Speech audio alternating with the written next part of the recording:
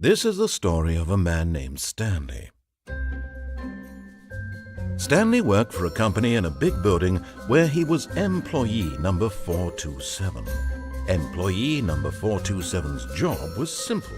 He sat at his desk in room 427 and he pushed buttons on a keyboard.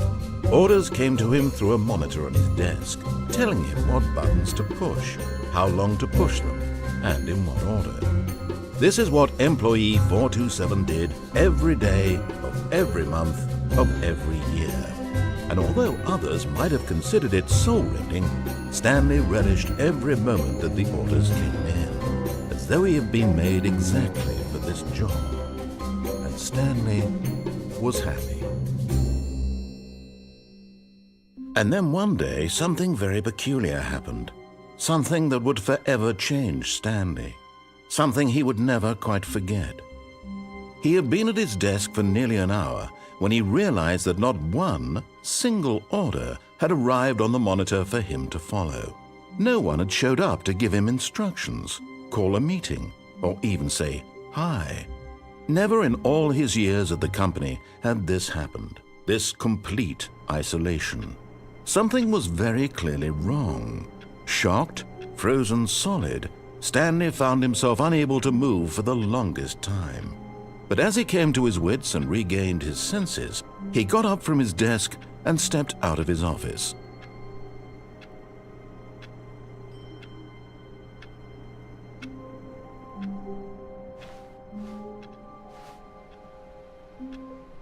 All of his co-workers were gone. What could it mean? Stanley decided to go to the meeting room. Perhaps he had simply missed a memo. No matter how hard Stanley looked, he couldn't find a trace of his co-workers.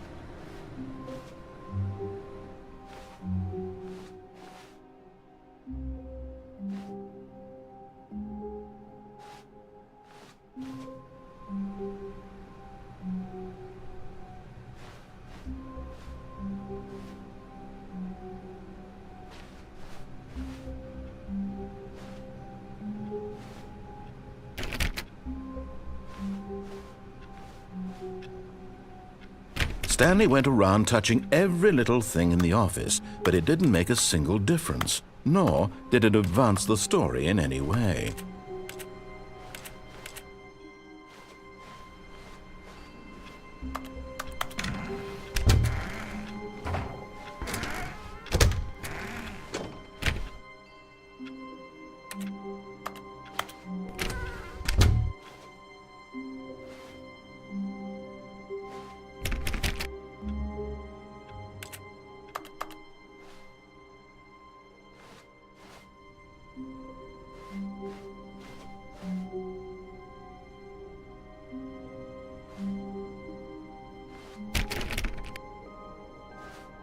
When Stanley came to a set of 2 open doors, he entered the door on his left.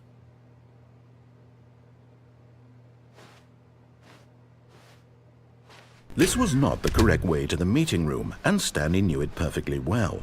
Perhaps he wanted to stop by the employee lounge first, just to admire it. Ah, yes, truly a room worth admiring. It had really been worth the detour after all, just to spend a few moments here in this immaculate, beautifully constructed room. Stanley simply stood here, drinking it all in.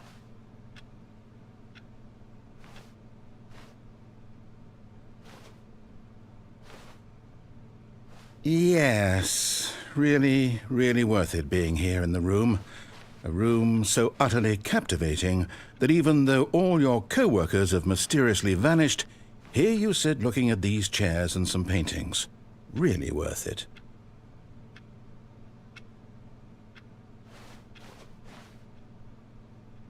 At this point, Stanley's obsession with this room bordered on creepy and reflected poorly on his overall personality. It's possible that this is why everyone left.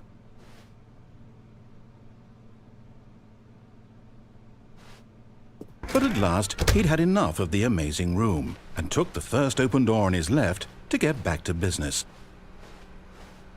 And so he detoured through the maintenance section, walked straight ahead to the opposite door, and got back on track.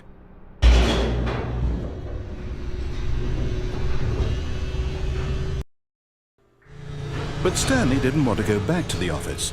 He wanted to wander about and get even further off track. So now in order to get back, he needed to go, from here it's, left.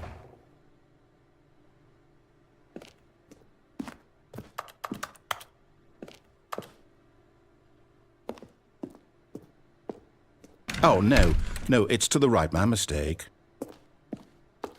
No, not the right. Why would I have ever said it was to the right? What was I thinking? It's clearly...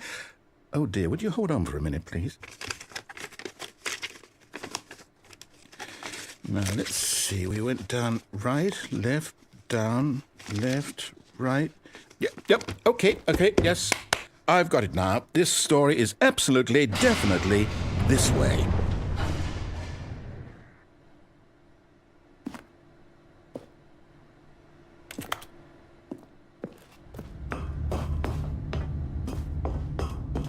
No. This isn't right at all. You're not supposed to be here yet. This is all a spoiler. Quick, Stanley, close your eyes. Okay. We just have to get back to, oh, who am I kidding? It's all rubbish now. The whole story completely unusable. How about, rather than waste my time trying to salvage this nonsense, we'll just restart the game from the beginning.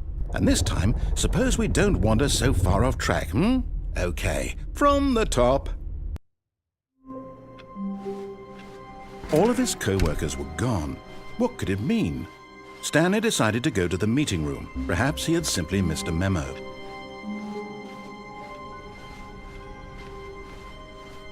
When Stanley... Wait, what? No, I restarted. I swear I definitely restarted the game over, completely fresh. Everything should be... Oh, did something change? Stanley, did you change anything when we were back in that room with all the monitors? Did you move the story somewhere or... Hold on. Why am I asking you? I'm the one who wrote the story. It was right here just a minute ago. I know for sure that it's here somewhere. Okay, then. It's an adventure. Come, Stanley. Let's find the story.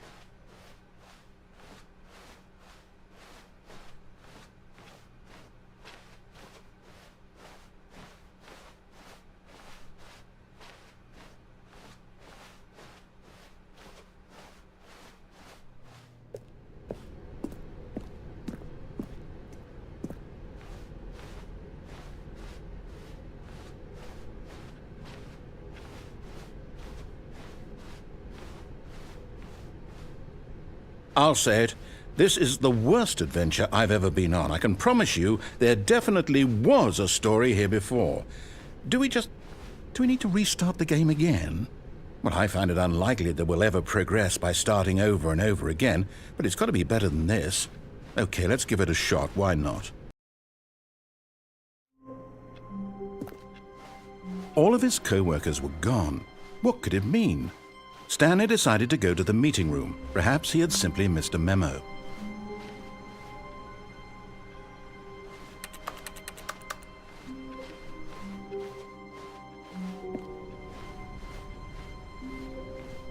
Okay, yep, it's worse.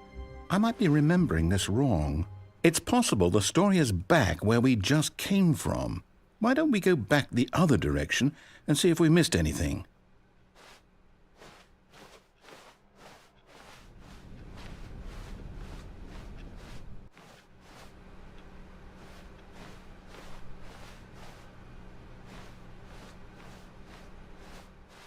Aha! I knew we'd miss something. The story. Here it comes. No, wait, never mind. Not the story. Okay, let's head back the other way and retrace our steps.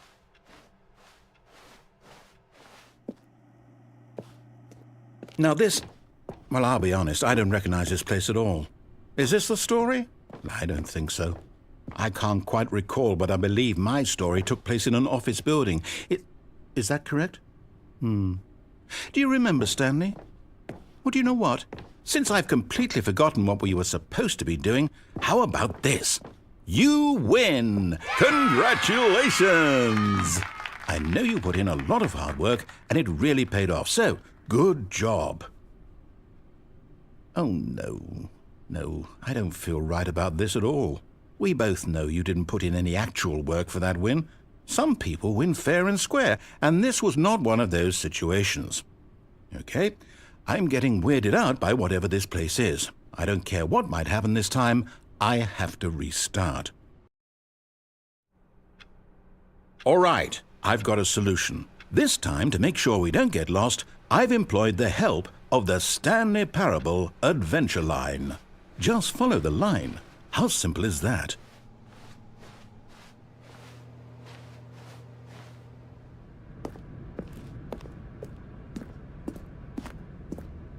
You see? The line knows where the story is. It's over in this direction. Onward, Stanley, to destiny. Though, here's a thought.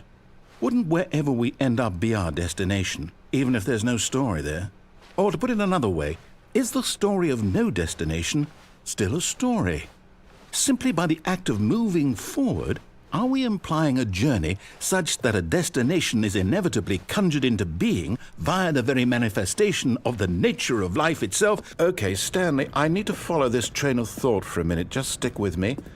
Now, we can both agree that the nature of existence is in fact a byproduct of one's subjective experience of that existence, right? Okay, now if my experience of your existence rests inside of your subjective experience of this office, is this office in fact the skeleton of my own relative experiential mental subjective construct? Whoa. Hang on. That got a bit weird back there. Well, I'd like to apologize. Not sure where I was going with all that. You know what?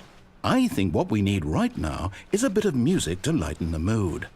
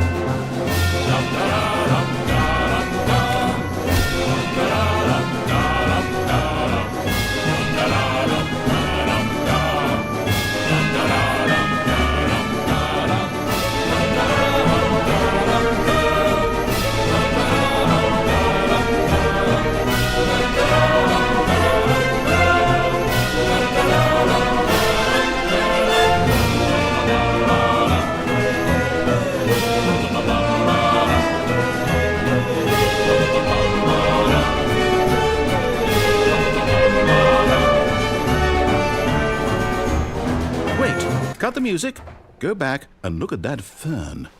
Stanley, this fern will be very important later in the story. Make sure you study it closely and remember it carefully. You won't want to miss anything.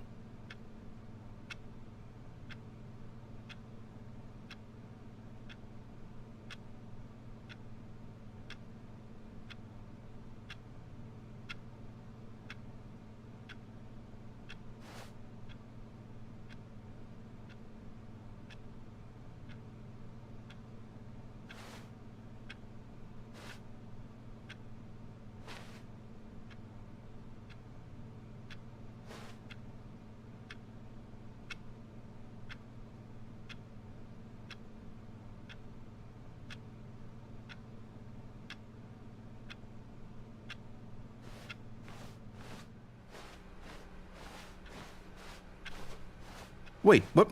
We're back at the office? No. Line, you do know we're looking for the Stanley Parable, right? The story? Is any of this ringing a bell? Oh, no, not again. Line, how could you have done this to us? And after we trusted you, after everything we've been through, you...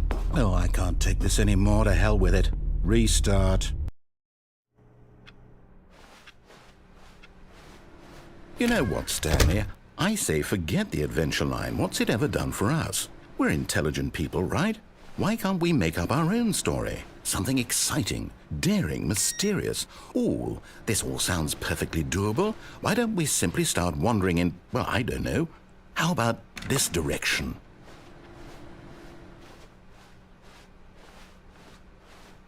Now, yes, this is exciting. Just me and Stanley forging a new path, a new story. Well, it could be anything. What do you want our story to be? Go wild. Use your imagination. Whatever it might be, Stanley, I'm ready for it. Oh, no, not you again. Stanley, I'd also like to veto the line from having any role in our awesome new story. No lines or monitor rooms. Just don't acknowledge it, and we should be fine.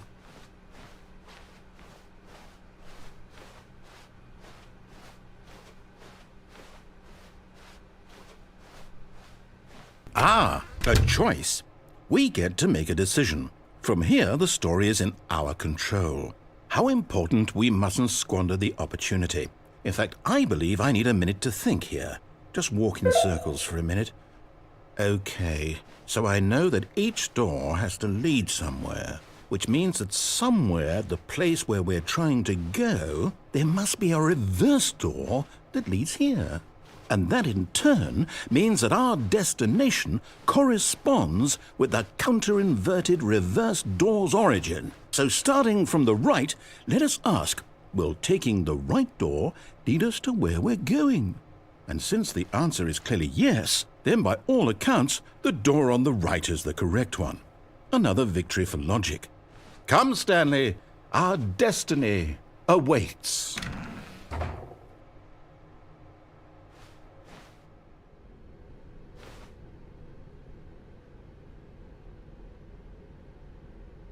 Oh, hold up, what's this?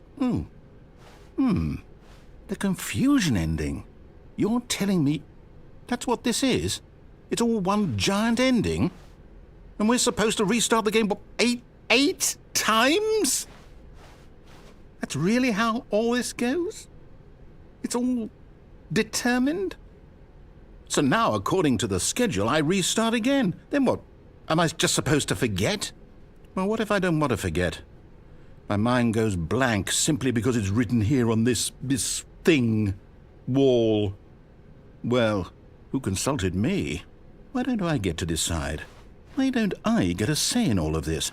Is it really? No, it can't be. I don't want it to be. I don't want the game to keep restarting. I don't want to forget what's going on. I don't want to be trapped like this. I won't restart the game. I won't do it. I won't do it. I won't do it. And the timer stopped? Does that mean, did we do it? Did we break the cycle? The, whatever it is that made this schedule? How would we even know? Will someone come for us? Will something happen? So, okay. I guess now we just wait, you know. I suppose in some way that this is a kind of story, wouldn't you agree? I'm not quite sure if we're in the destination or the journey, though they're always saying that life is about the journey and not the destination, so I hope that's where we are right now. We'll find out, won't we? Eventually. Well, in the meantime, if you do...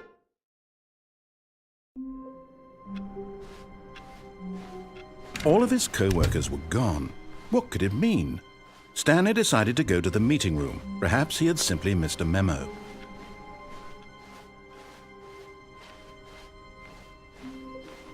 When Stanley came to a set of 2 open doors, he entered the door on his left.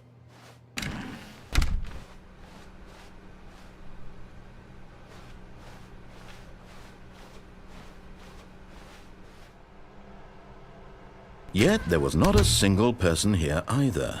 Feeling a wave of disbelief, Stanley decided to go up to his boss's office, hoping he might find an answer there.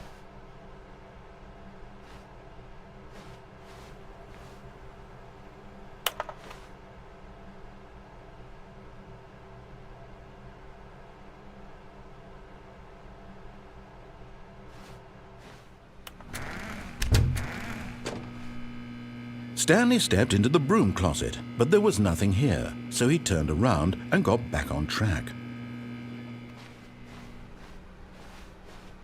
Coming to a staircase, Stanley walked upstairs to his boss's office.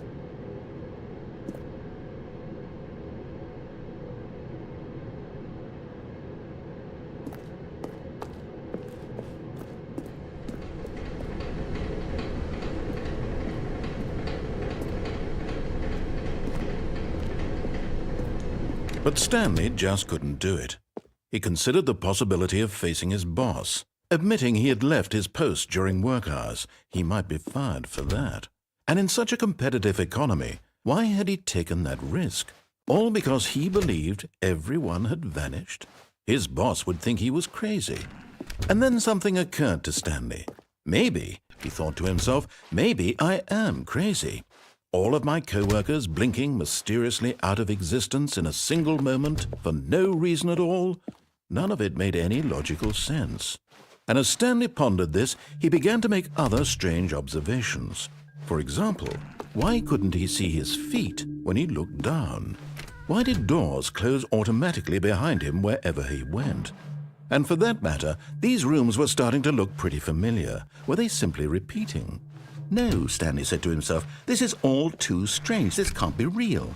And at last, he came to the conclusion that had been on the tip of his tongue. He just hadn't found the words for it. "I'm dreaming!" he yelled. "This is all a dream." Oh, what a relief Stanley felt to have finally found an answer, an explanation. His co-workers weren't actually gone. He wasn't going to lose his job. He wasn't crazy after all. And he thought to himself, I suppose I'll wake up soon. I'll have to go back to my boring real-life job pushing buttons. I may as well enjoy this while I'm still lucid. So, he imagined himself flying and began to gently float above the ground. Then he imagined himself soaring through space on a magical starfield, and it too appeared. It was so much fun, and Stanley marveled that he had still not woken up. How was he remaining so lucid? And then perhaps the strangest question of them all entered Stanley's head. One he was amazed he hadn't asked himself sooner. Why is there a voice in my head dictating everything that I'm doing and thinking? Now the voice was describing itself being considered by Stanley, who found it particularly strange. I'm dreaming about a voice describing me, thinking about how it's describing my thoughts, he thought. And while he thought it all very odd and wondered if this voice spoke to all people in their dreams, the truth was that, of course, this was not a dream. How could it be? Was Stanley simply deceiving himself, believing that if he's asleep, he doesn't have to take responsibility for himself? Stanley is as awake right now as he's ever been in his life. Now, hearing the voice speak these words was quite a shock to Stanley. After all, he knew for certain, beyond a doubt, that this was in fact a dream. Did the voice not see him float and make the magical stars just a moment ago? How else would the voice explain all that? This voice was a part of himself too. Surely, if he could just... He would prove it. He would prove that he was in control, that this was a dream. So he closed his eyes gently, and he invited himself to wake up. He felt the cool weight of the blanket on his skin, the press of the mattress on his back, the fresh air of a world outside this one. Let me wake up, he thought to himself. I'm through with this dream. I wish it to be over. Let me go back to my job. Let me continue pushing the buttons. Please, it's all I want. I want my apartment, and my wife, and my job. All I want is my life exactly the way it's always been. My life is normal. I am normal. Everything will be fine. I am okay.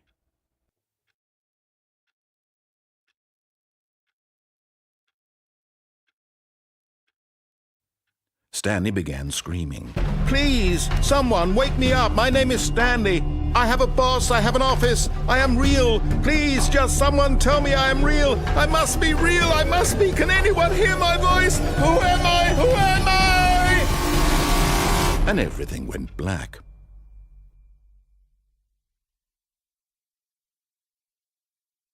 This is the story of a woman named Mariella. Mariella woke up on a day like any other. She arose, got dressed, gathered her belongings, and walked to her place of work. But on this particular day, her walk was interrupted by the body of a man who had stumbled through town talking and screaming to himself, and then collapsed dead on the sidewalk. And although she would soon turn to go call for an ambulance, for just a few brief moments she considered the strange man. He was obviously crazy, this much she knew. Everyone knows what crazy people look like. And in that moment, she thought to herself how lucky she was to be normal. I am sane. I am in control of my mind. I know what is real and what isn't. It was comforting to think this, and in a certain way, seeing this man made her feel better.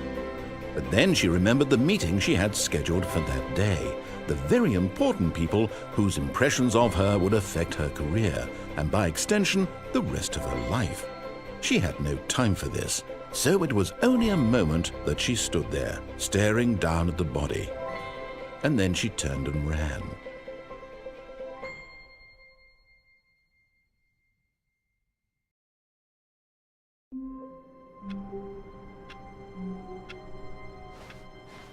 All of his co-workers were gone. What could it mean? Stanley decided to go to the meeting room. Perhaps he had simply missed a memo. Oh, new content? What does that mean, new content?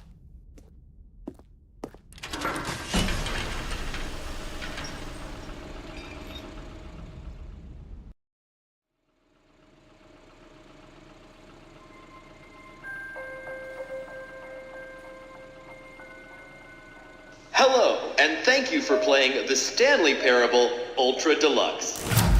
As you may know, the Stanley Parable was a video game released in 2013 on home computers. After receiving critical and commercial success, it was expanded upon in 2022 with the Stanley Parable Ultra Deluxe, a reimagining of the game for consoles and home computers. The Stanley Parable Ultra Deluxe features exciting new content that broadens and expands the world of the Stanley Parable, delighting audiences the world over. Please, step inside and see what thrilling new adventures await in the Stanley Parable Ultra Deluxe. Oh, well, this sounds delightful. I'm very excited to see the thrilling new Ultra Deluxe content.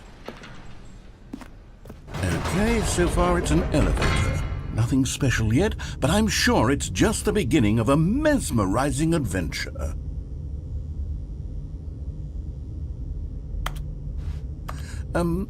Is it broken? What's going on here? Should we be moving somewhere or... Oh, there we go. All right, finally, at long last, it's on to the new content. I've never been more ready. Let's do it.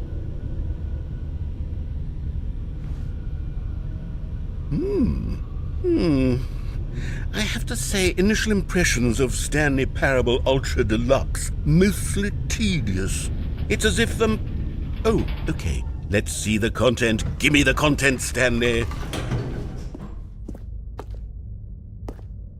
All right, let's see. It's the jump circle.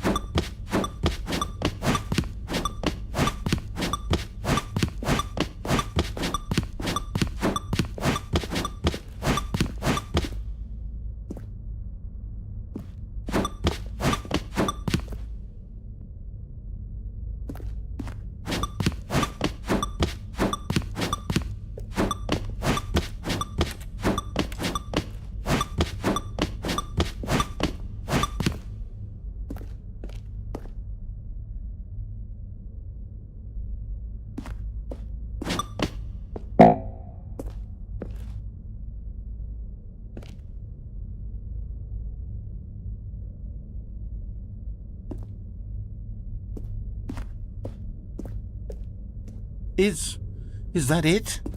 Surely that's not all the new content. There has to be something else, right?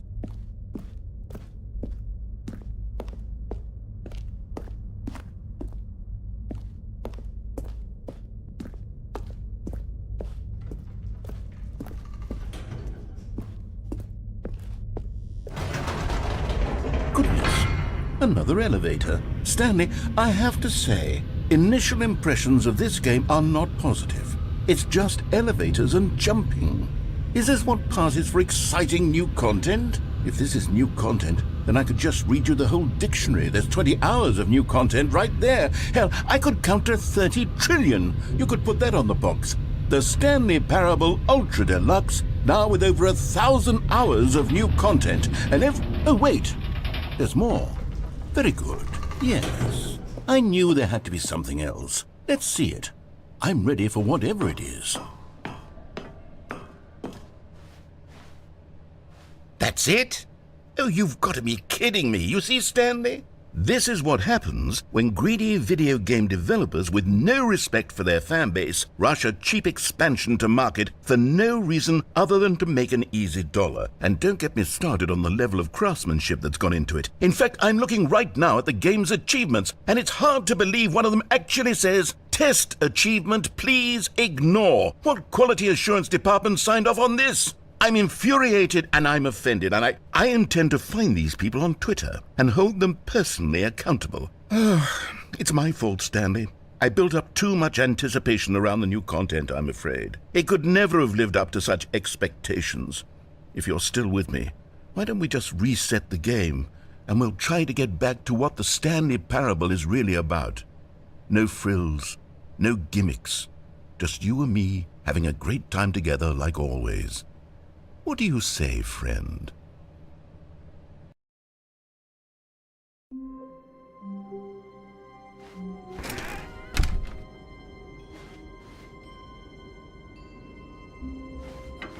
Psst! Stanley! Come over here! In the vent! I want to show you something!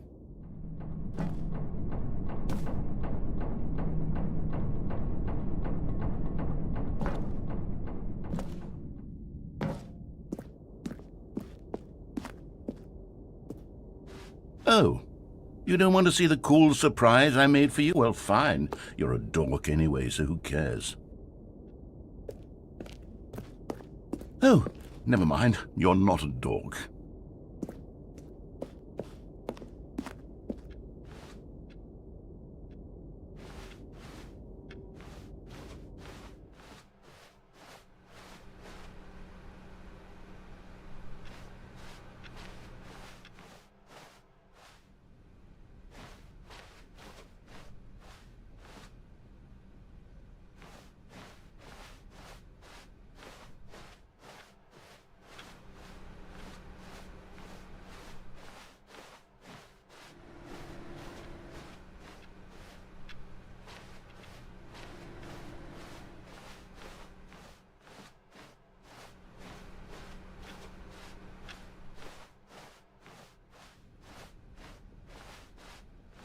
When Stanley came to a set of 2 open doors, he entered the door on his left.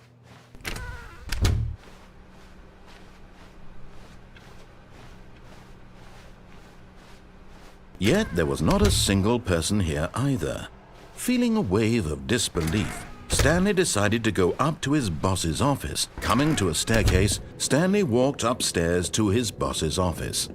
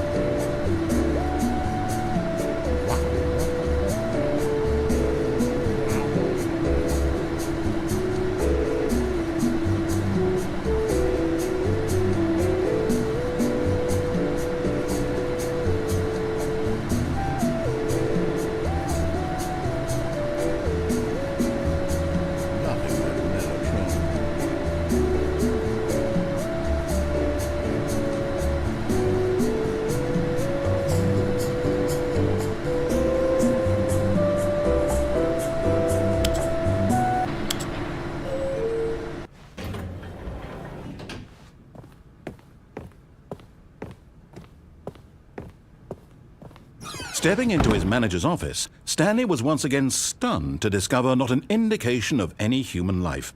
Shocked, unraveled, Stanley wondered in disbelief who orchestrated this, what dark secret was being held from him.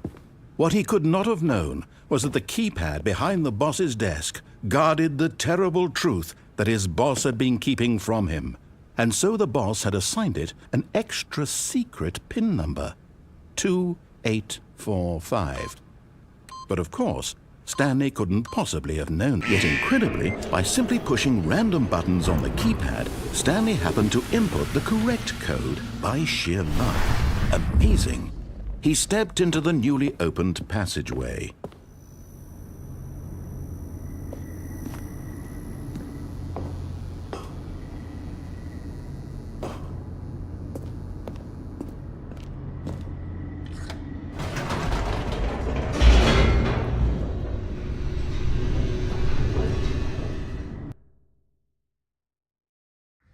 Descending deeper into the building, Stanley realized he felt a bit peculiar. It was a stirring of emotion in his chest, as though he felt more free to think for himself, to question the nature of his job. Why did he feel this now, when for years it had never occurred to him? This question would not go unanswered for long.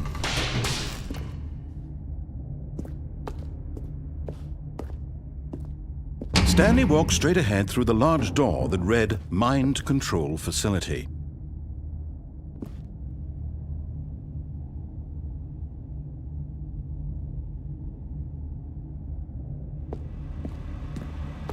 Although this passageway had the word Escape written on it, the truth was that at the end of this hall, Stanley would meet his violent death.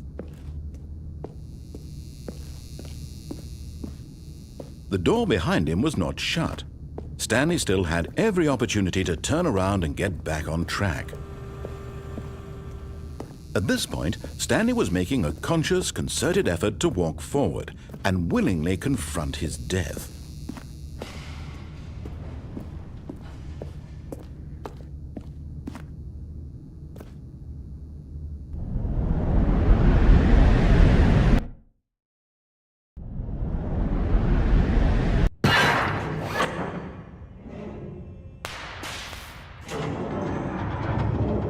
As the machine whirred into motion and Stanley was inched closer and closer to his demise, he reflected that his life had been of no consequence whatsoever. Stanley can't see the bigger picture. He doesn't know the real story, trapped forever in his narrow vision of what this world is. Perhaps his death was of no great loss, like plucking the eyeballs from a blind man. And so he resigned and willingly accepted this violent end to his brief and shallow life. Farewell, Stanley.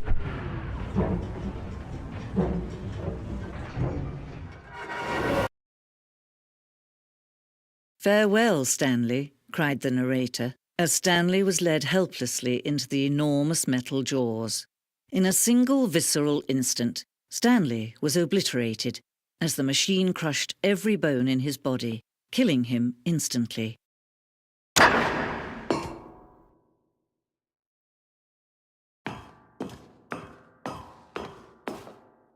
And yet it would be just a few minutes before Stanley would restart the game, back in his office, as alive as ever. What exactly did the narrator think he was going to accomplish? When every path you can walk has been created for you long in advance, death becomes meaningless, making life the same. Do you see now? Do you see that Stanley was already dead from the moment he hit start?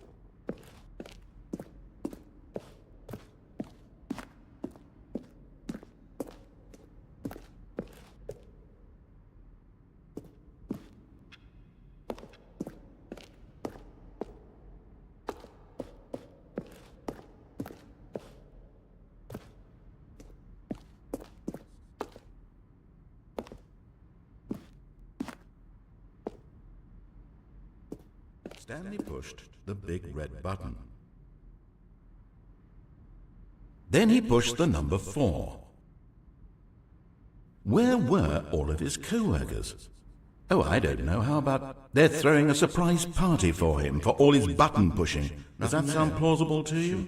Well, try the other one then. Stanley's... Now look closely, Stan.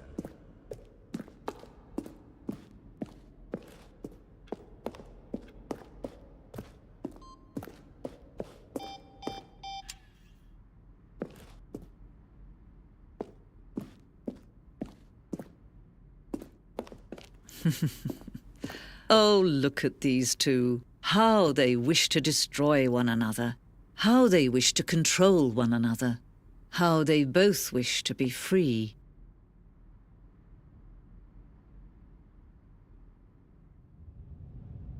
Can you see? Can you see how much they need one another? No, perhaps not. Sometimes these things cannot be seen. But listen to me. You can still save these two. You can stop the program before they both fail. Push escape and press quit. There's no other way to beat this game. As long as you move forward, you'll be walking someone else's path. Stop now and it'll be your only true choice. Whatever you do, choose it. Don't let time choose for you. Don't let...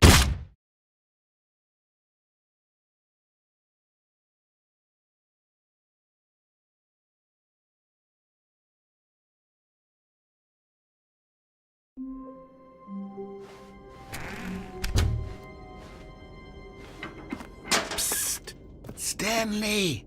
Come over here! In the vent! I want to show you something! Okay, you remember how cheap and unsatisfying the new Ultra Deluxe content turned out to be? Well, it got me thinking about the past, and how much better the Stanley Parable used to be. So I made something special and tucked it away here where the game's developers won't find it. Just our little secret. Take a look. I call it the Memory Zone. It's where I've been storing all my favorite memories so I can relive the peak experiences of my life whenever I want. Experiences like the launch of the Stanley Parable on PC. You see, Stanley, doesn't the Memory Zone remind you of how wonderful Stanley Parable was before it was sullied with a cheap re-release? Remember back in October of 2013, when the game originally launched? Back then, video games had integrity. Back then, it all meant something. Oh, the waste.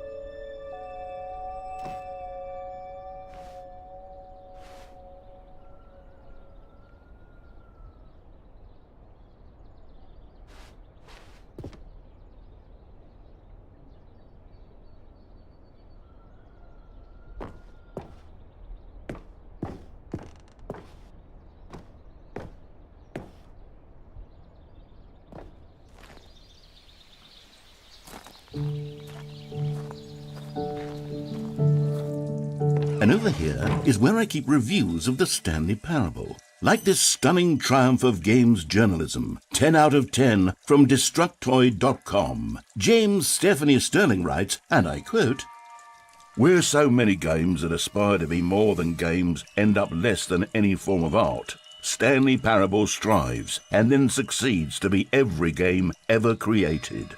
Did you hear that, Stanley? Every game ever created. That's how grand and all-encompassing the original Stanley Parable was. It was literally every game ever created. It was Skyrim, it was Persona 3, it was all of them, and now it's nothing. It's no games at all. It isn't even the Stanley Parable anymore.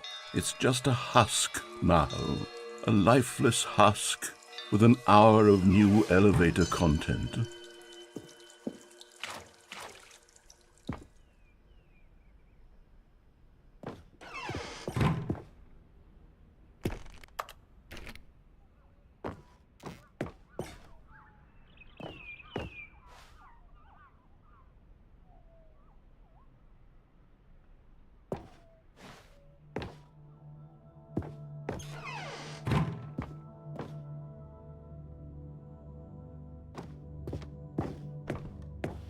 Here's another moving passage, this time from GameSpot.com. The Stanley Parable is both a richly stimulating commentary on the nature of choice in games and one that offers some of the most enjoyable, surprising, and rewarding choices I've ever been confronted with in a game. 9 out of 10. Don't you get it, Stanley? The game was perfect.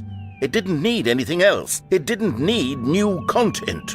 It just needed to be left alone, to spend the rest of time collecting dust in the hallowed hall of beloved video game memories.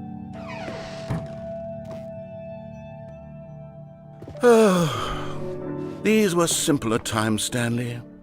What I wouldn't give to go back, to have it all over again. Wait, hang on. I don't recall this part of the memory zone before. What's this? What's down here? Oh no. Oh God, no. Stanley, it's a collection of reviews from Steam, the online video game distributor. I haven't looked at these in years. I can't even imagine what's been collecting down here. Surely these reviews were glowing as well, weren't they?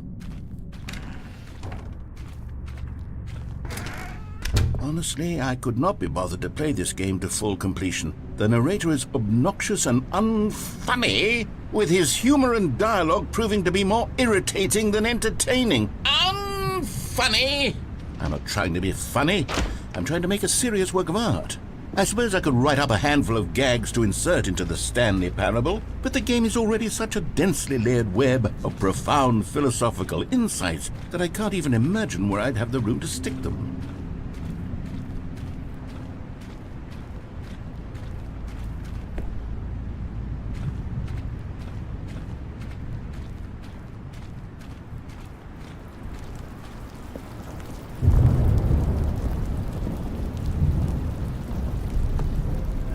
Okay, let's see what this one says. While the idea for the game is good, for someone who prefers non-linear games, this preachiness gets annoying fast. Preachy? Stanley? I'm not preachy, am I? You can tell me if I'm preachy. Honestly, you can. Oh, goodness. This is actually quite shocking for me. To be honest, I had always thought of the game's dialogue as being rather terse to begin with. You can't know how much fluff I cut from the game to get it to feel as light and airy as it... Well, I always thought it did, but maybe it wasn't. Dear, what an awful memory to have to hold on to. These black marks on my otherwise unimpeachable track record. I feel like a failure, like I let these people down. Perhaps the Stanley Parable isn't quite as sterling as I always remembered.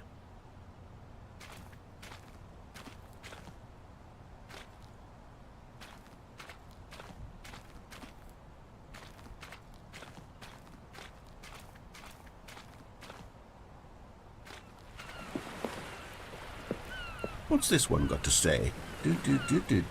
You constantly have to stop doing anything so the narrator can catch up with his long-winded explanations of what's happening.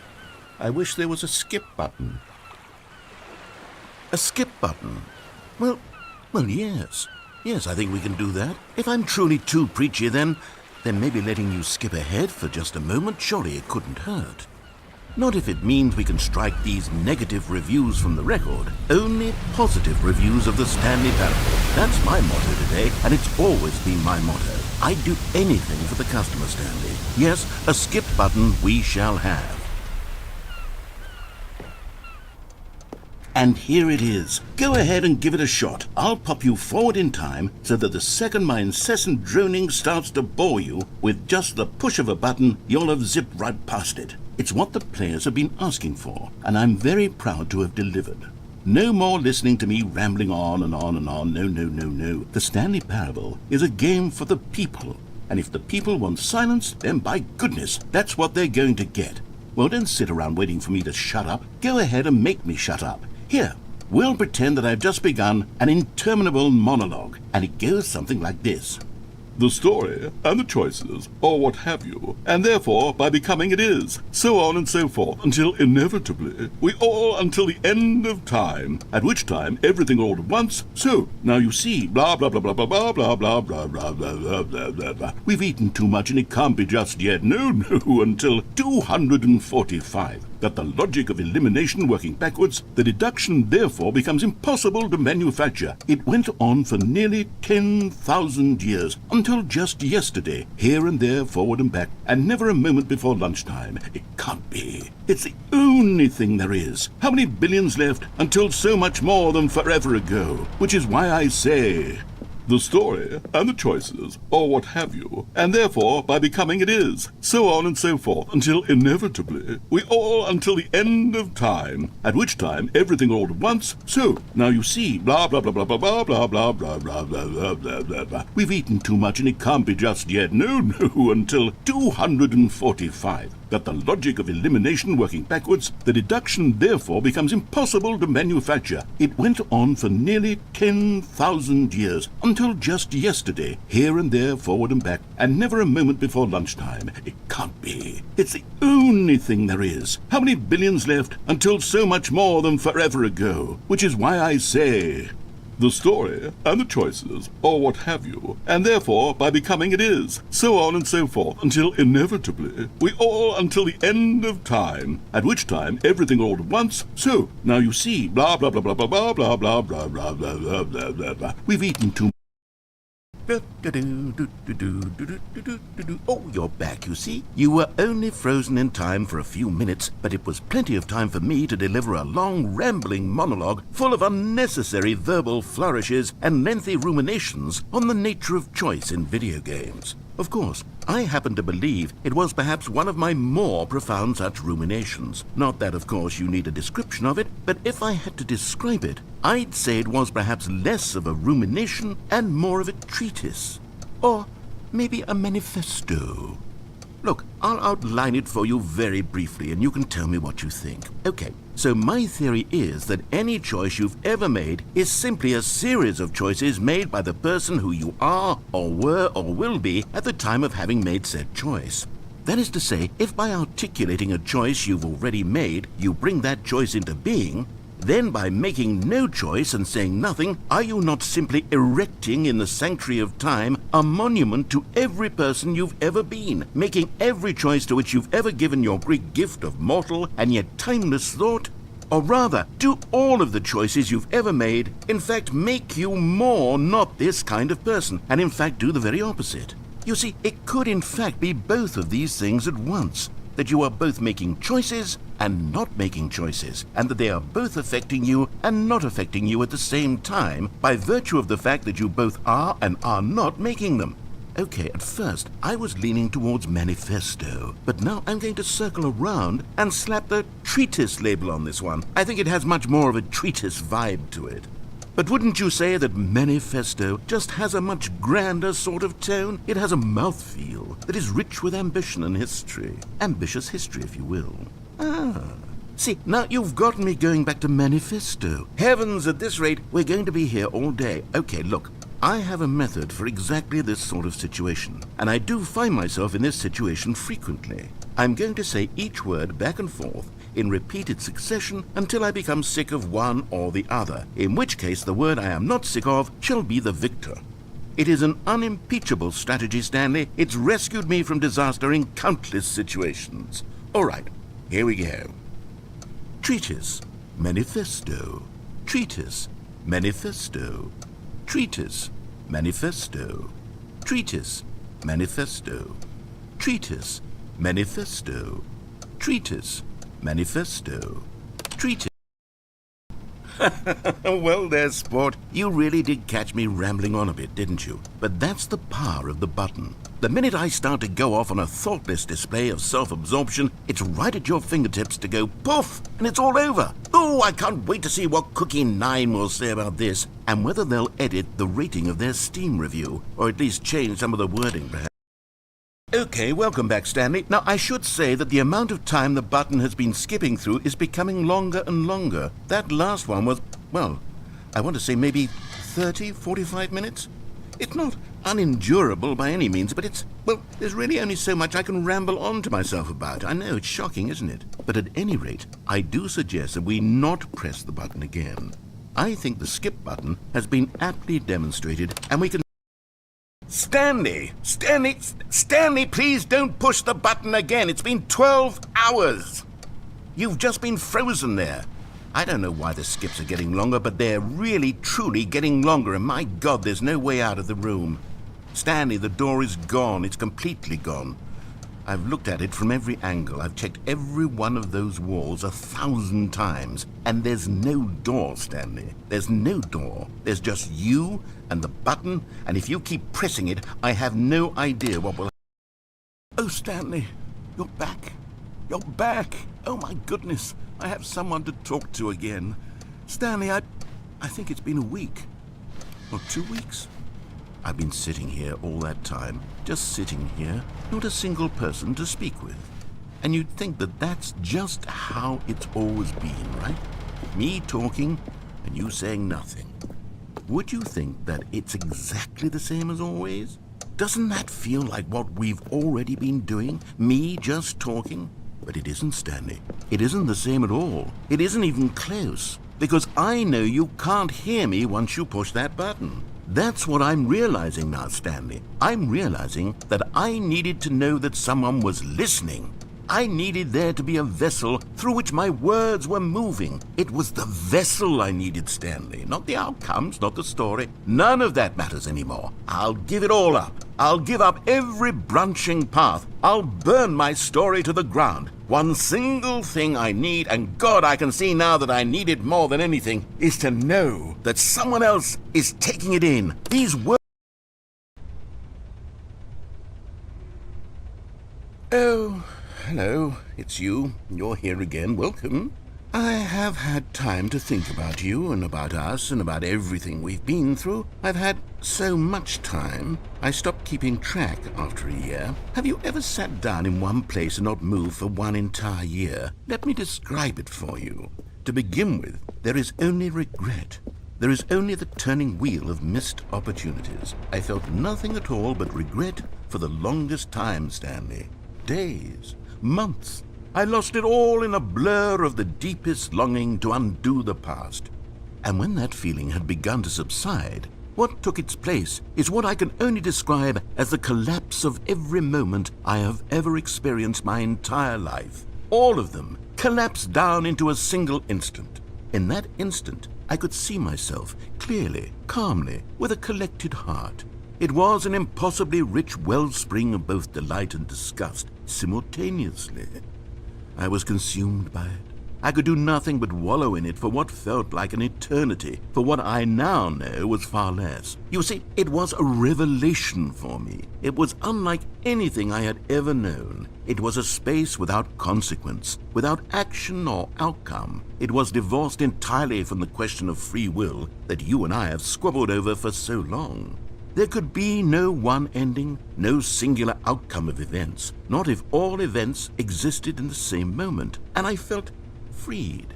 I felt unburdened by the need to manifest a particular outcome into being.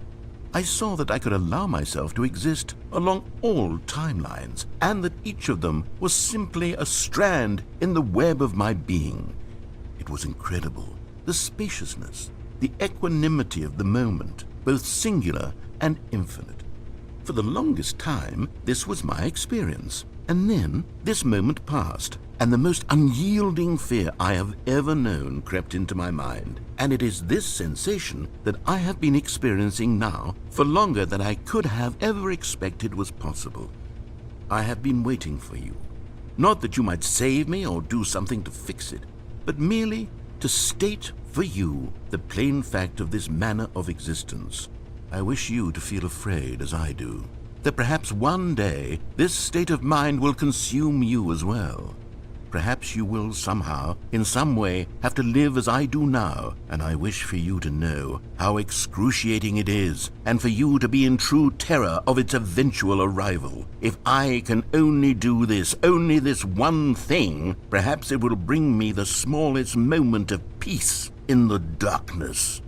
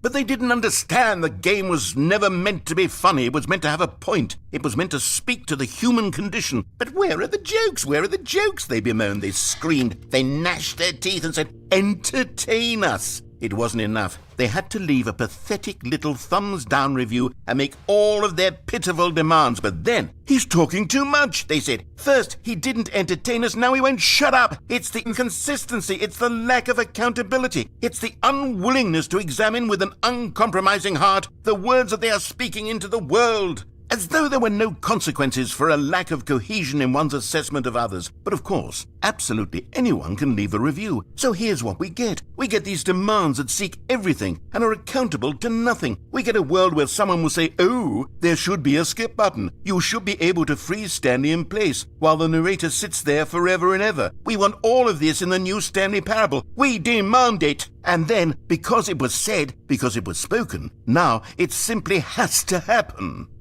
The most immediate desires, every single thing demanded by every person at every moment in time. If someone wants it, then it's a crime not to bring it into being. Have we been given to indulging every fleeting whim for no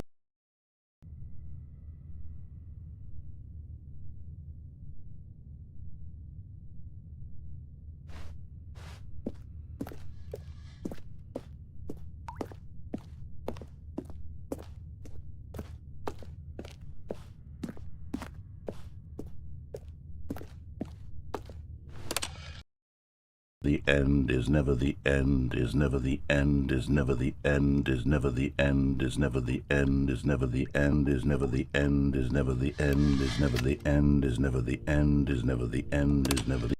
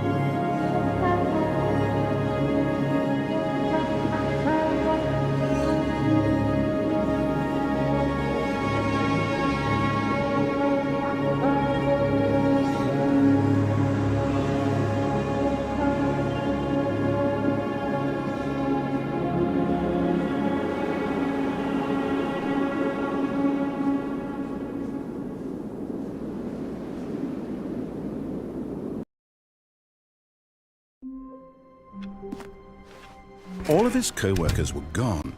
What could it mean? Stanley decided to go to the meeting room. Perhaps he had simply missed a memo.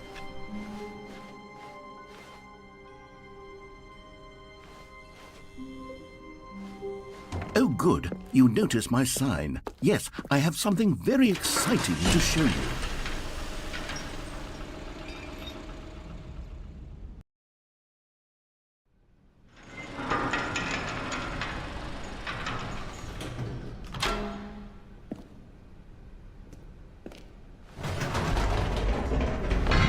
You see, Stanley, I've been reflecting on the Stanley Parable and about how roundly disappointing this Ultra Deluxe version has turned out to be. The original Stanley Parable was a landmark, and any new content for it should live up to that legacy. So forget this Ultra Deluxe nonsense. I say we take it one step even further. Which is why I'm very proud to announce for the first time ever, the Stanley Parable 2.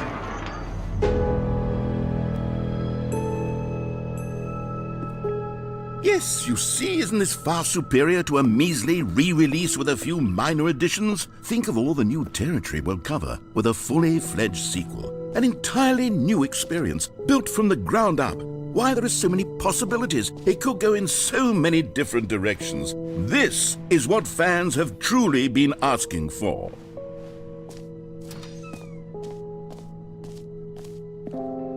Calling it the Stanley Parable 2 is just so much catchier than Ultra Deluxe, don't you think? Ultra Deluxe? What does it even mean? But the Stanley Parable 2, now that's an artistic statement right there.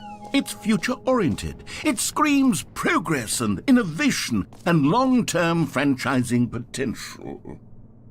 Now, to be clear, I haven't quite nailed down what exactly the Stanley Parable 2 is going to be, but let's take a look at some of the features I've been developing for it.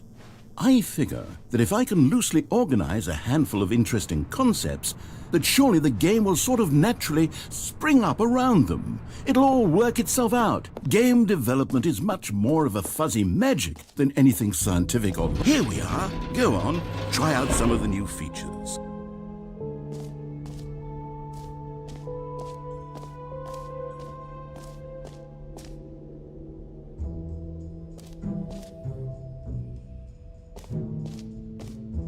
Okay, I'll be honest, I haven't yet decided on this one.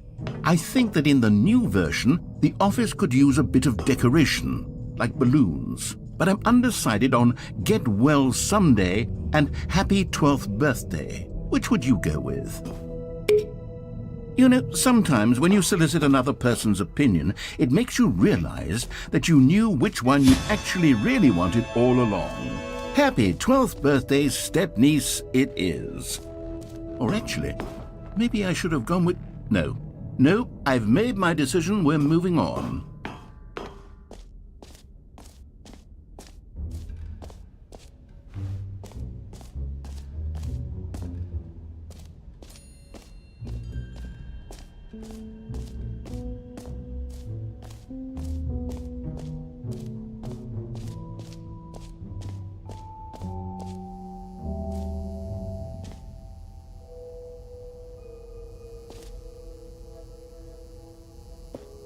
Now here's something special. You remember that broken test achievement that got left in the game on accident? Well, I'm developing a technology to simply give you the achievement. Yes, you see, you'll come to this lever and when you pull it, the achievement will be given to you. It's as simple as that. Okay, perhaps I should have clarified. This is technology that will exist. Right now, the achievement is still fully broken. I'm not a wizard, Stanley, but I guarantee it will be fixed in the sequel to at last satisfy the hordes of ravenous fans all over the world who have been uproariously demanding this feature. Gamers, we hear you, and I promise it will happen.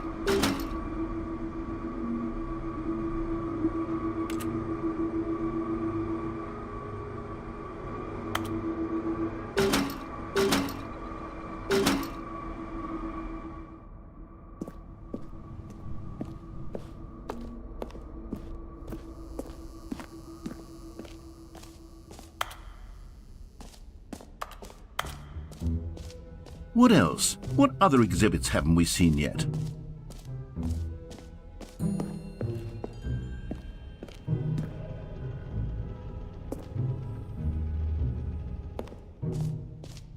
Ah, collectibles. Now it's a real video game. In the Stanley Parable 2, you'll run around gathering up these miniature Stanley figurines. And what's truly innovative is that there will be no reward for collecting all of them. I don't want to stifle the intrinsic joy of watching a number go up. You simply collect all of them, and then you move the hell on with your unremarkable life.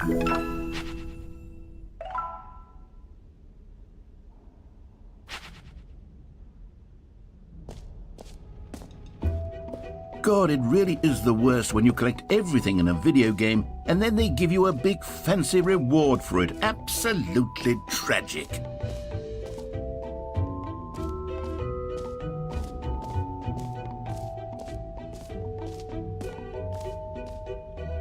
You know what? Let's bring the jump circle back for Stanley Parable 2 as well. It's... Oh, wait. You already spent all your jumps the first time we saw the jump circle? Oh well. I suppose it can just be a nice decorative piece then.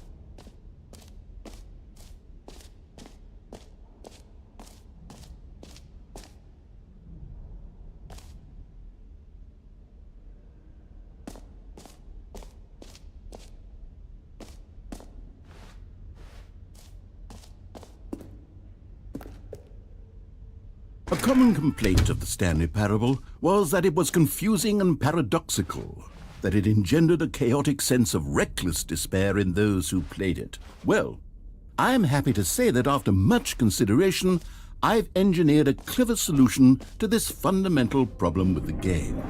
It's the Stanley Parable Reassurance Bucket. You see, Stanley, anytime you're holding the bucket, a sense of calm and ease will fill your mind and your heart. It's true. As long as you hold on to the bucket, the many disorienting contradictions of the Stanley Parable will feel perfectly normal and perhaps even comforting. You may even come to long for the gentle embrace of jarring cognitive dissonance while the bucket is in your arms. And to be honest, it's a much more convenient solution for me than actually redesigning the game to be less uncomfortable. Can you imagine what a pain in the ass that would be? Yes, the bucket is the perfect solution. Come on, give it a try.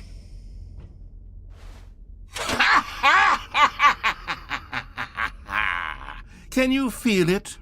The glow of comfort, even in the face of crushing despair, must already be sweeping through your body. And in fact, can I say that I do believe the bucket lends you an air of charisma as well? I think that just holding it has made you the slightest bit more attractive as a person. The benefits of the bucket seem to go on and on, don't they?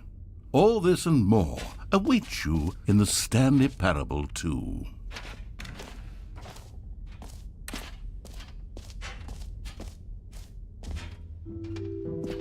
Does anyone give out awards for most enjoyable bucket in a video game? That really should be an award if it isn't already.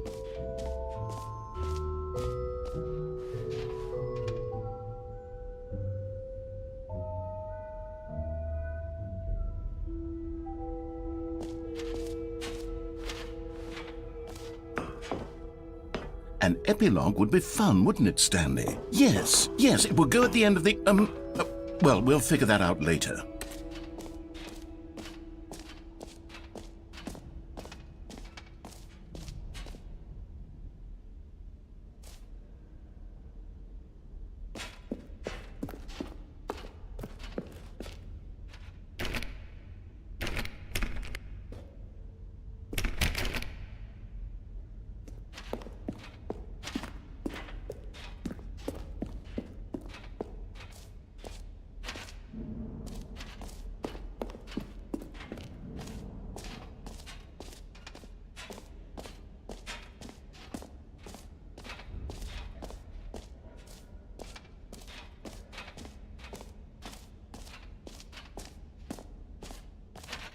For the Stanley Parable 2, I asked myself, what do players really want?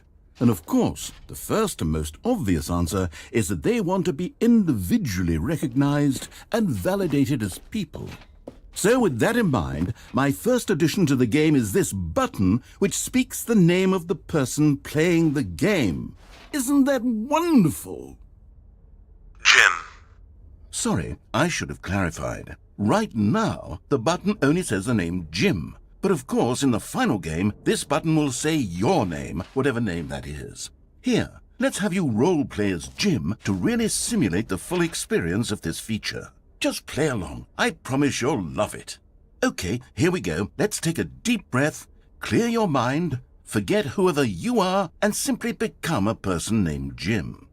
Jim. Whoa, hold on. I wasn't finished setting up the backstory. If you don't properly roleplay as Jim, then you'll never understand the impact of this button. Otherwise, it's just a stupid button that says somebody else's name. Okay, we're doing it again, and this time let me finish first. Now, allow yourself to become Jim. Imagine yourself driving to work as Jim, playing frisbee on the weekends as Jim, staying up all night for a popcorn and horror movie sleepover as Jim, developing a crippling substance addiction as Jim, rediscovering yourself through fringe religious groups as Jim, and finally dying a slow death at an old age surrounded by members of your cult as Jim. Do you feel it in your soul? Are you really, truly Jim right now? If so, then please step forward and press the button. Jim. Yes! You see? What a thrill! What a rush! That was you! The button described you. Do it again. Jim. Ooh, it hits even harder the second time. If this were the only new feature in the Stanley Parable 2, it would still be worth the money. Let's take a break from the Jim button. I'm too emotionally drained from all of this personal validation.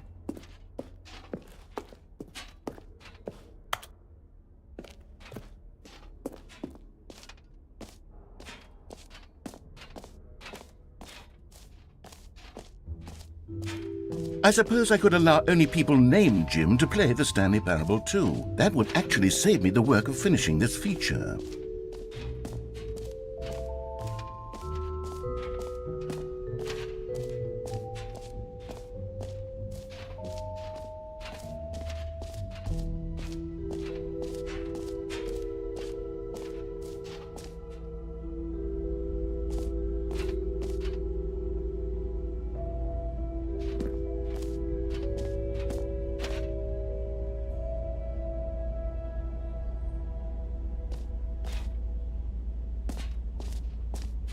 Stanley, here's an idea that I'm truly fond of. It's never been done before in a video game. This is, in fact, a hole that you can fall down forever. That's right. Infinite falling. You can fall until the end of time, if you like. A stunning leap forward for video games as a medium.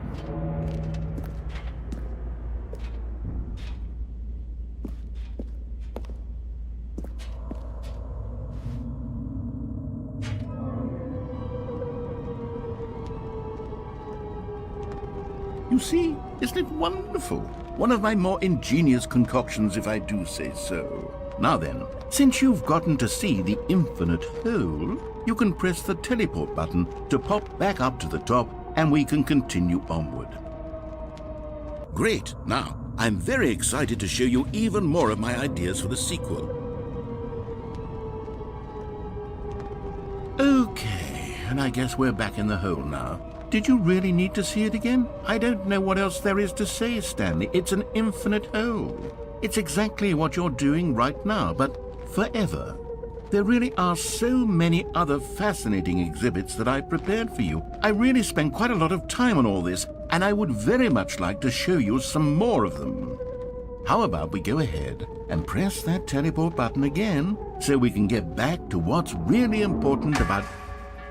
Oh, goodness. Well, this is rather embarrassing, Stanley. I'll be honest with you. I truly did not believe that anyone would actually stay in the hole long enough to hit the bottom. Yes, I know, I told you the hole was infinite, but come on. Who actually wants to fall forever? The hole was plenty deep. It was more than deep enough, in my opinion. Maybe it's you who likes falling too much. Maybe you're the problem. Look, things got a little heated there. I think we both said some things we didn't mean. Why don't we just put all this behind us and agree to just call the hole mostly infinite? If that works for you, then go ahead and press the teleport button to warp up to the top of the hole and we can move on. I'll just be up here when you're ready.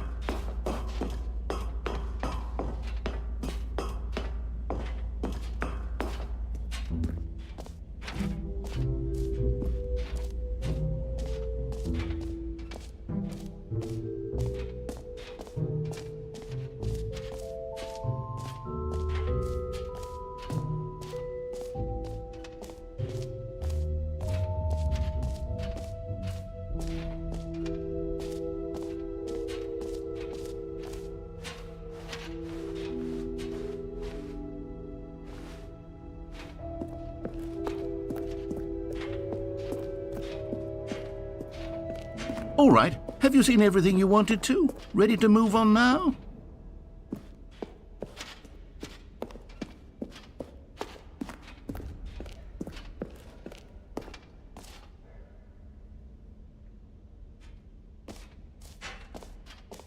So, Stanley, what do you think? Do you like all of the new features? Yes, I know it's not exactly clear yet how exactly these features will come together as one single coherent video game, but I can feel it in my soul. It's going to work. There's definitely a good game in there somewhere. Say, let's do an experiment. I'll arrange these new features together and we'll see whether or not it coheres into a meaningful gameplay experience. Okay, are you ready? Here it is. I give you the Stanley Parable 2.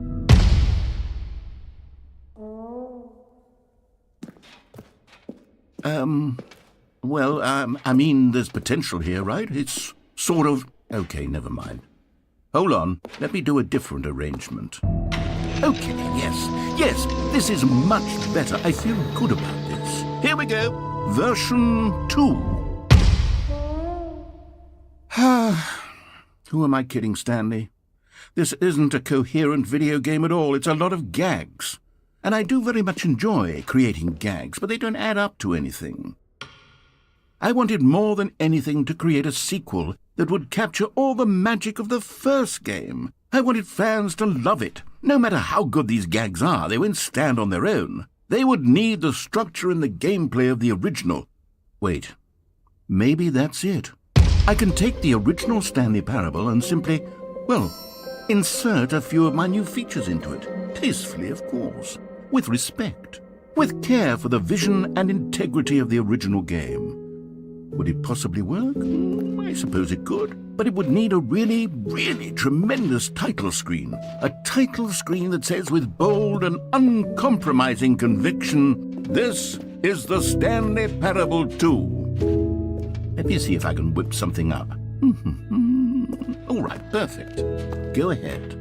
Take a look.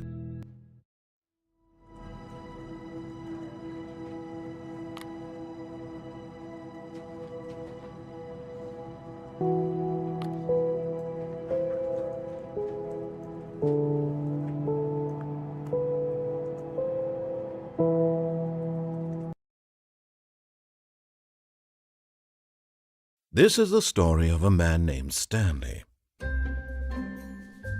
Stanley worked for a company in a big building where he was employee number 427. Employee number 427's job was simple. He sat at his desk in room 427 and he pushed buttons on a keyboard. Orders came to him through a monitor on his desk, telling him what buttons to push, how long to push them, and in what order. This is what employee 427 did every day of every month of every year. And although others might have considered it soul-rending, Stanley relished every moment that the orders came in, as though he had been made exactly for this job. And Stanley was happy. And then one day, something very peculiar happened. Something that would forever change Stanley. something he would never quite forget. He had been at his desk for nearly an hour when he realized that not one single order had arrived on the monitor for him to follow. No one had showed up to give him instructions, call a meeting, or even say hi. Never in all his years at the company had this happened, this complete isolation. Something was very clearly wrong. Shocked, frozen solid, Stanley found himself unable to move for the longest time. But as he came to his wits and regained his senses, he got up from his desk and stepped out of his office. All of his co-workers were gone. What could it mean? Stanley decided to go to the meeting room. Perhaps he had simply missed a memo. Stanley felt the bucket calling to him, begging him to pick it up. Why was he not doing it? When Stanley came to a set of 2 open doors, he entered the door on his left.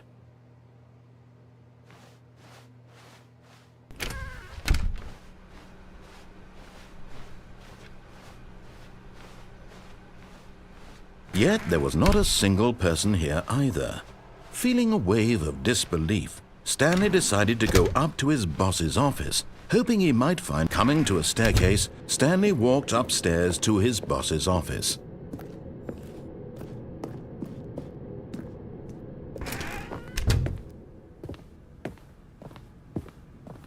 Stepping into his manager's office, Stanley was once again stunned to discover not an indication of any human life.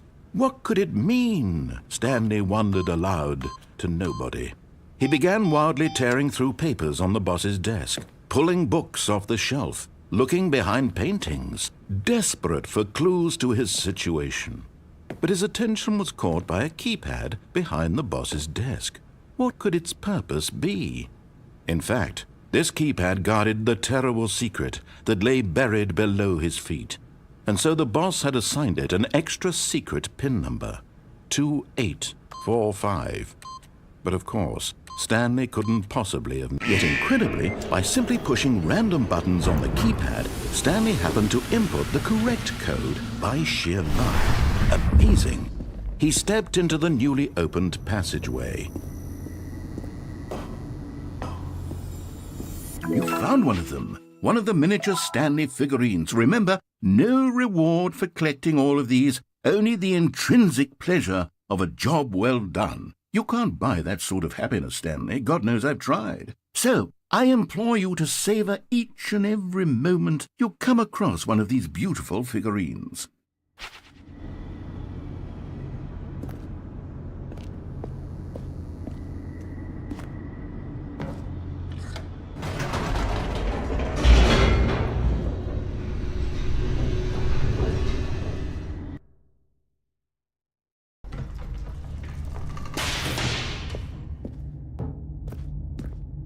Stanley walked straight ahead through the large door that read Mind Control Facility.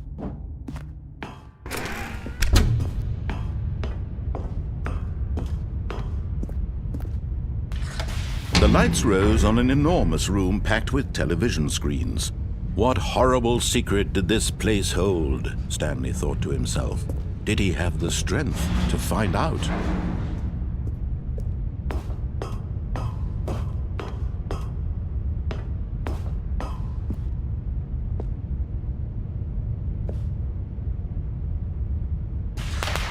Now the monitors jumped to life, their true nature revealed. Each bore the number of an employee in the building, Stanley's co-workers. The lives of so many individuals reduced to images on a screen, and Stanley, one of them, eternally monitored in this place where freedom meant nothing.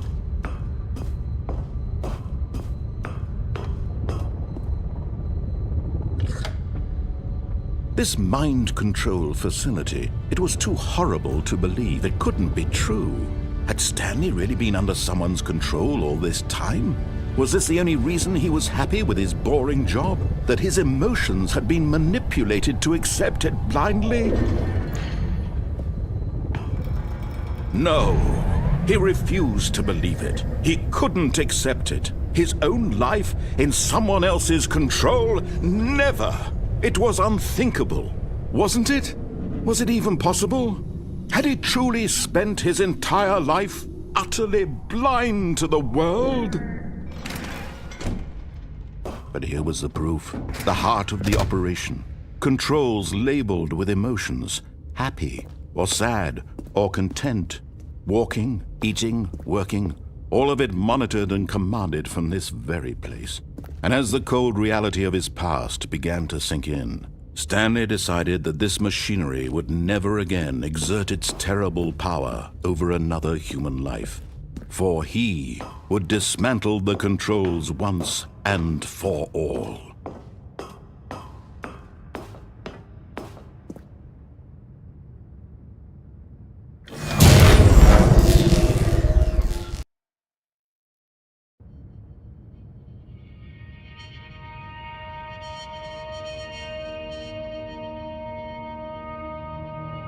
Blackness and a rising chill of uncertainty. Was it over? Yes! He had won! He had defeated the machine, unshackled himself from someone else's command. Freedom was mere moments away. And yet, even as the immense door slowly opened, Stanley reflected on how many puzzles still lay unsolved. Where had his co-workers gone? How had he been freed from the machine's grasp? What other mysteries did this strange building hold?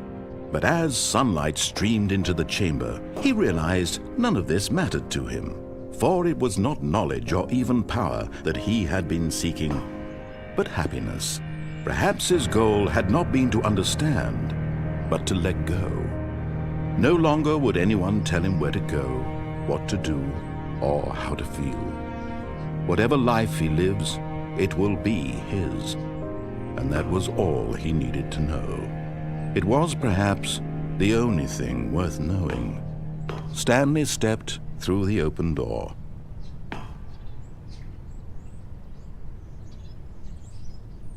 Stanley felt the cool breeze upon his skin, the feeling of liberation, the immense possibility of the new path before him. This was exactly the way, right now, that things were meant to happen. And Stanley was happy.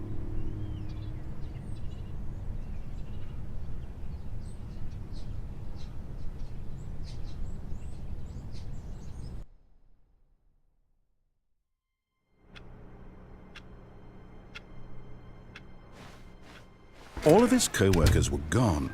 What could it mean? Stanley decided to go to the meeting room. Perhaps he had simply missed a memo. Maybe Stanley would never pick up the bucket. A lonely bucket, lonely and miserable and Stanley-less. Such a sad fate for a bucket. Stanley picked up the bucket.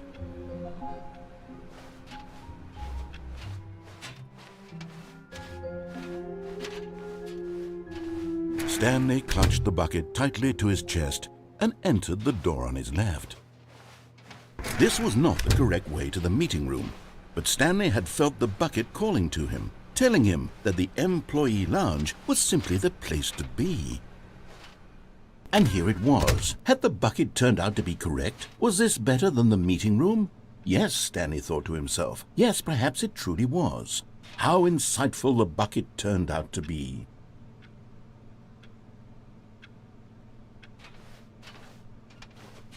No, never mind. The bucket was wrong. Stanley took the door on his left to go back to the meeting room. No, Said the bucket. don't go to the meeting room. Go somewhere else. The cargo lift, yes. Go there. Go to the cargo lift. Good, Said the bucket. now ride the lift all the way to the top. There's something up there I need you to do. Stanley did not question why or how this bucket was speaking to him. It should have alarmed him, of course, because buckets can't talk. But Stanley chose not to think about this obvious fact. He was firmly convinced that the bucket had spoken to him, and he unthinkingly did whatever the bucket asked. No, stop! Look there on the wall, you see? There's a sign right there. It says, "No buckets past this point." Stanley, how could you think it was okay to bring the bucket here? Unless... what if the problem is that you actually don't know what is a bucket and what isn't a bucket? I suppose that would explain a lot about your behavior up to this point. Which, if that's true, well, my goodness, I think we have to do something about it. This misunderstanding could have dire consequences on the entire rest of the game if not addressed quickly and properly. So much of the impact of the story is dependent on your understanding of what is and isn't a bucket. Please, step in here for a moment.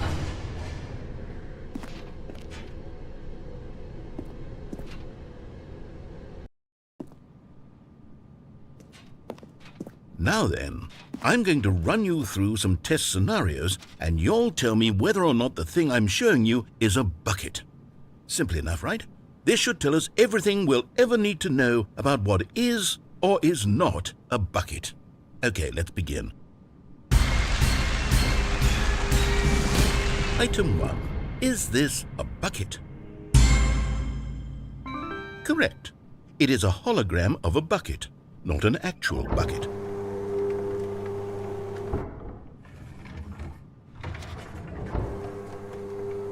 Item 2.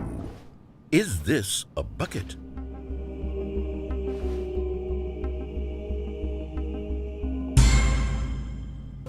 Incorrect. It is a 3D printed recreation of a bucket, not an actual bucket.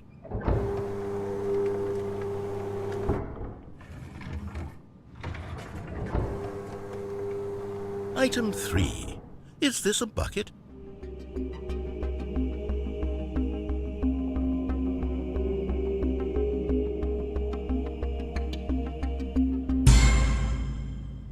Incorrect. This is a bucket.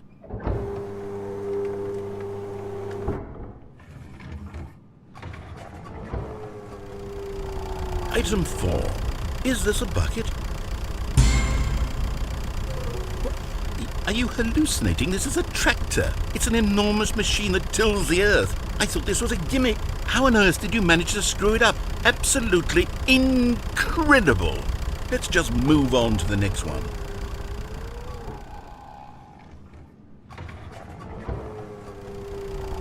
Is this a bucket?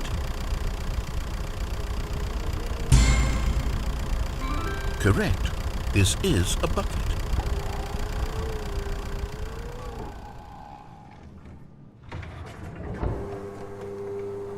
Item 6. Is this a bucket? Trick question. Both. Gotcha.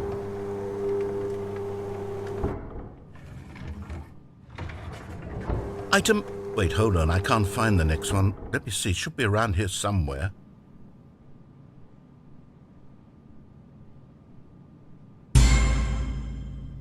Okay, you and I both know there isn't anything here. And I don't appreciate the implication that nothing is a bucket when we both clearly know that a bucket is something, and therefore nothing could possibly be something. Unless, in your twisted mind, have you somehow convinced yourself that a bucket is nothing? Answer me straight, Stanley. Do you believe that nothing is a bucket? You know what? I'm too confused to even sort it out. I've lost all sense of perspective. What is a bucket? What isn't a bucket? Mere moments ago I could answer these questions with confidence, and yet now I'm somewhat adrift. Do any of us know what a bucket is? Am I a bucket? Stanley, I can't keep doing this. I'm losing myself, and myself was all I ever had to begin with. I'm afraid the bucket is threatening to tear our relationship apart. I can't have that. I'm sorry, but I'm going to erase all buckets from the game entirely. Okay, here we go.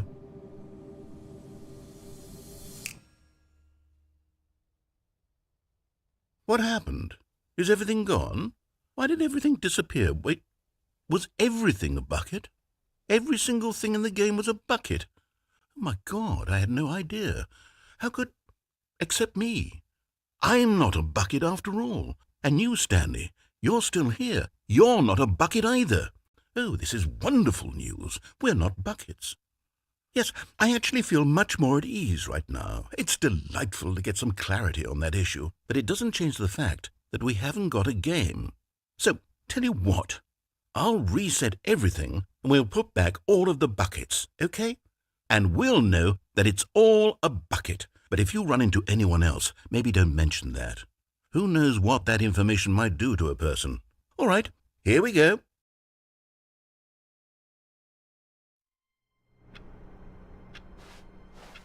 Just a step through this door, Stanley thought to himself, that's all I need.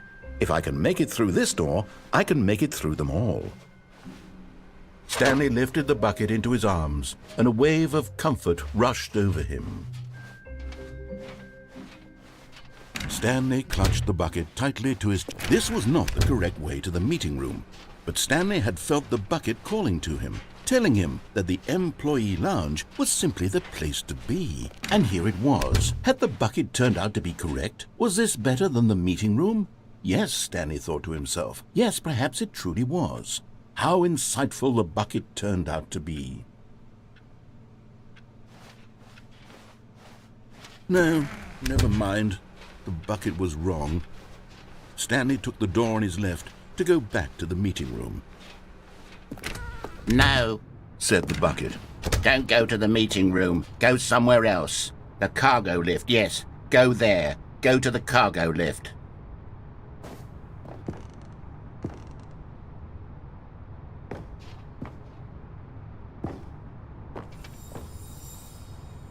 Another miniature Stanley figurine. This, there really must be a snappier name for these things. What about mini-stands? Stanley figs?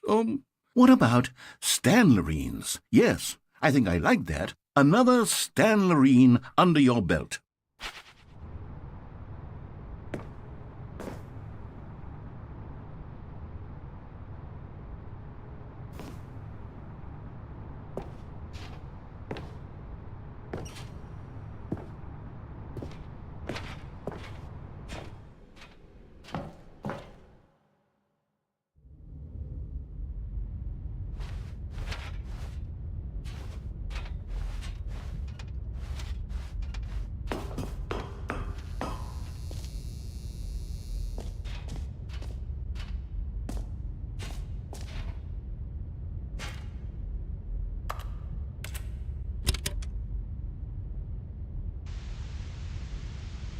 Okay, this is day number 295, tape number... I don't even know. I've lost track. Nothing feels real anymore. The longer I study this bucket, the less sense anything makes. The sheer euphoria I feel every time I pick it up. No matter how many times I've done it, it's always the same feeling. And the emptiness in my chest when I set it down. It doesn't make sense. There's no explanation for it.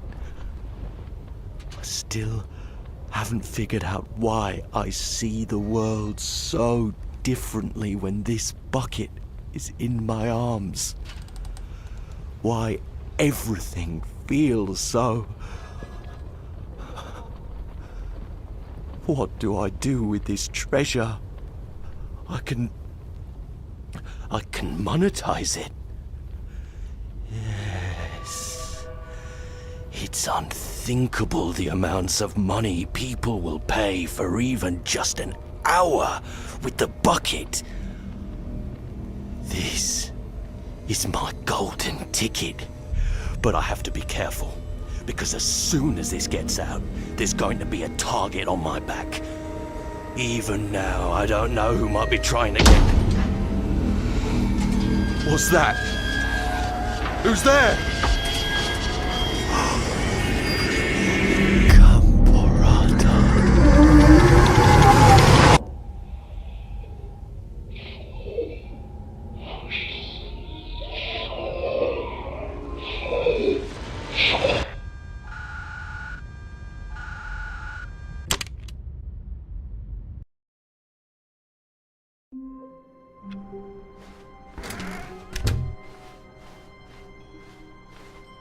When Stanley came to a set of 2 open doors, he entered the door on his left. This was not the correct way to the meeting room, and Stanley knew it perfectly well.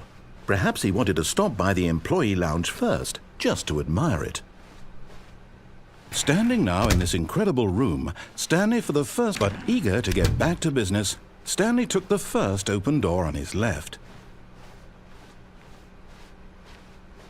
Stanley was so bad at following directions, it's incredible he wasn't fired years ago.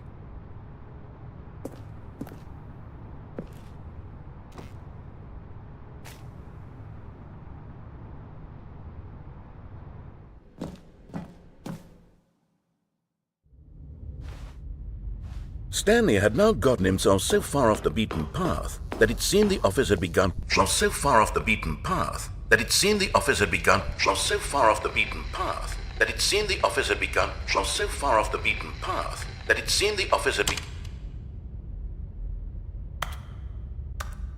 You didn't think I was actually just a recording, did you? What a silly and trite explanation that would be. All the back and forth between you and me, all the absurd adventures we've been through, and it all turns out I'm just a tape recording? It was all just in Stanley's head. I bet that's the kind of twist you think is revelatory. I bet each and every time you watch a movie where it turns out all to be in the main character's imagination, you must absolutely bolt off the couch in pure shock at the phenomenal and intricate storytelling. It must be so simple to be you. Life being an unending waterfall of surprises and delights. How much more exciting you must find the world than the rest of us do. Now I've become sad. Look what you've done to me. This is all your fault.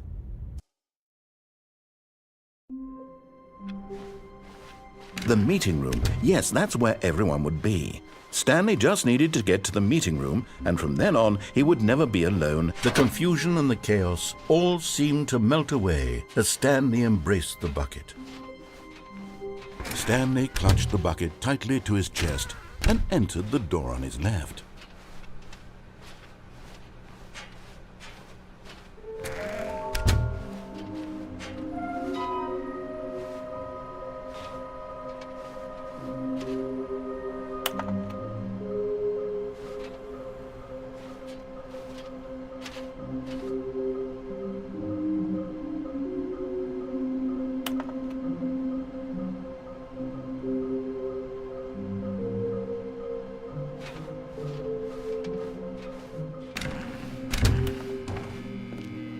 Oh, Stanley, can you feel it?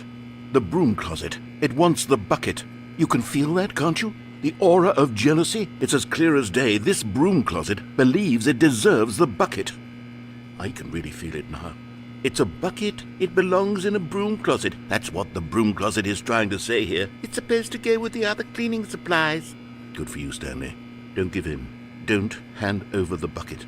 I know how hard it must be, given the pressure that the broom closet is putting on your shoulders right now, but you have to be strong. This is your bucket. This is your companion and lifelong friend. You can't hand it over. Oh, no. We're getting into name-calling now, it seems. Is this how low the broom closet has sunk, that it has to resort to this stream of petty insults simply in order to get you to hand over the bucket? Stanley, I never liked this broom closet for a variety of reasons, but even this is worse than I had imagined. And wait. Now the broom closet has the gall to imply that you and the bucket are not truly deep and lasting friends? That your relationship is purely superficial and convenient? That your life is so banal and meaningless that you'd feel the same sort of kinship towards any inanimate object which happened to lay in your path in an even partially enticing manner? Well, I never! Go on, Stanley. Lay into it.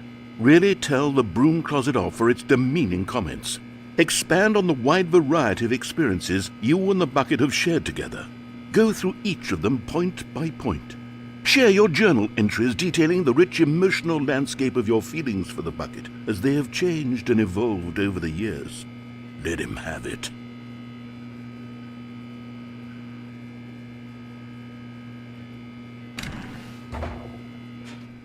Okay, I've got you something which I think will help settle this debate once and for all. Here we go. There. Now it's settled. No more debate. No more discussion. Coming to a staircase, Stanley and the bucket walked upstairs to the boss's office.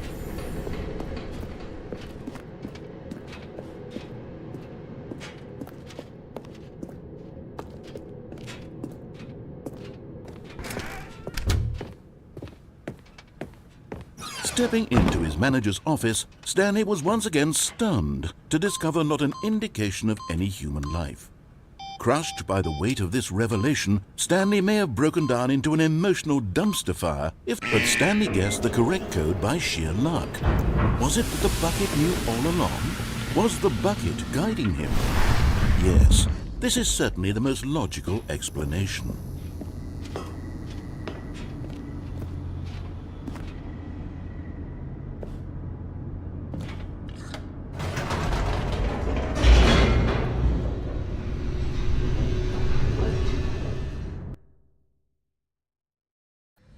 The elevator raced downward, plummeting towards an unknown fate. It would be all Stanley could do to keep himself together, if not for the bucket. Soothing him, comforting him, reassuring that in this darkest moment of uncertainty, he would be all right. The bucket is here for you, Stanley. Everything will be fine. Stanley and the bucket walked straight ahead through the large door that read, Mind Control Facility.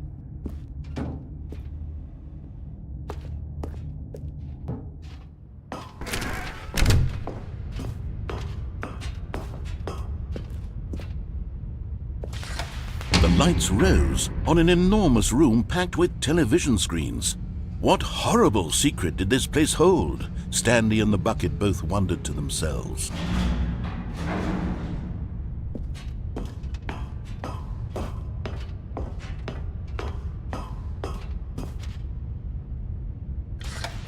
The monitors jumped to life, and Stanley nearly dropped the bucket in shock. Everyone in the office was being videotaped, monitored like guinea pigs. The bucket had never seen anything like this, and it very nearly burst into tears as Stanley cradled it gently, reassuring it that everything would be fine. Was the bucket under the mind control facility's influence as well? Had the bucket been told to do things it didn't wish to do? What kinds of things does a bucket want to do or not want to do in the first place?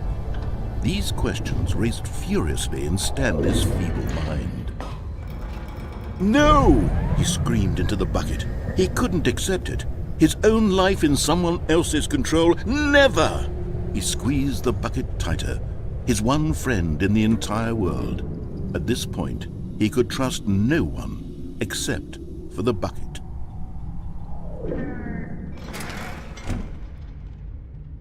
But here was the proof. The heart of the operation. Controls labeled with emotions, happy or sad or content. Walking, eating, working, all of it monitored and commanded from this very place.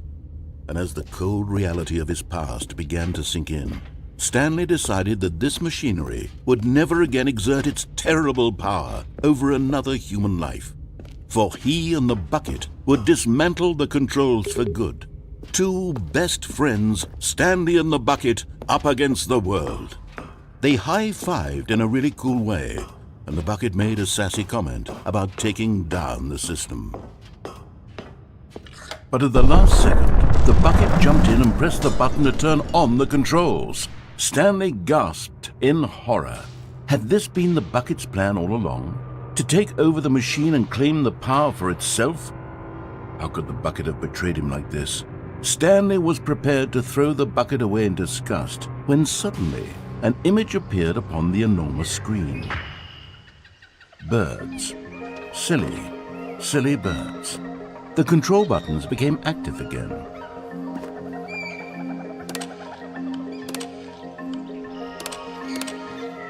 Stanley flipped through one video of silly birds after another, and then it dawned on him. This wasn't a mind control facility at all. It was a facility for monitoring and surveilling silly birds all over the world. The mind controls were only a facade to disguise its true intentions. Had the bucket known this all along? Stanley marveled at the metal genius in his hands, the one who had pointed him towards this incredible discovery. Stanley and the bucket never found freedom because they spent the rest of their lives here in this place, flipping through live streams of the silliest birds imaginable. Of all the possible paths his life could have taken, this one was surely the best. And Stanley was happy.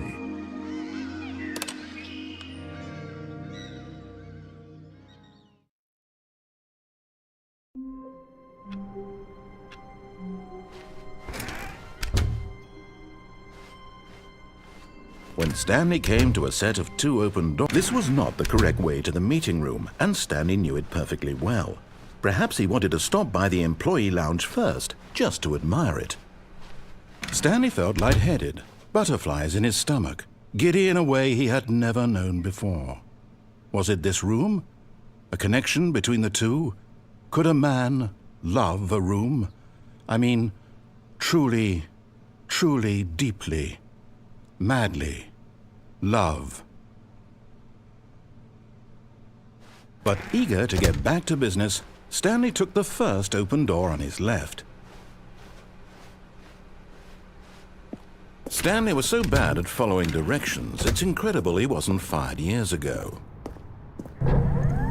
Look, Stanley, I think perhaps we've gotten off on the wrong foot here. I'm not your enemy, really, I'm not. I realize that investing your trust in someone else can be difficult, but the fact is that the story has been about nothing but you. What? Really?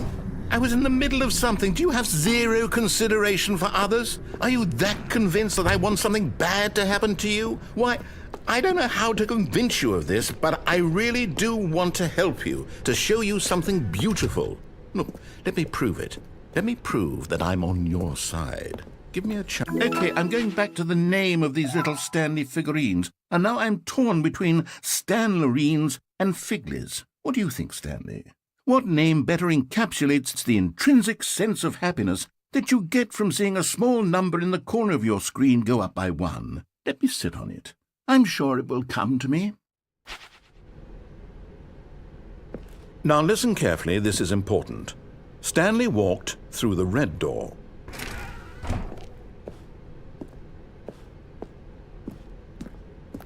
Aha, perhaps you misunderstood. Stanley walked through the red door. I still don't think we're communicating properly.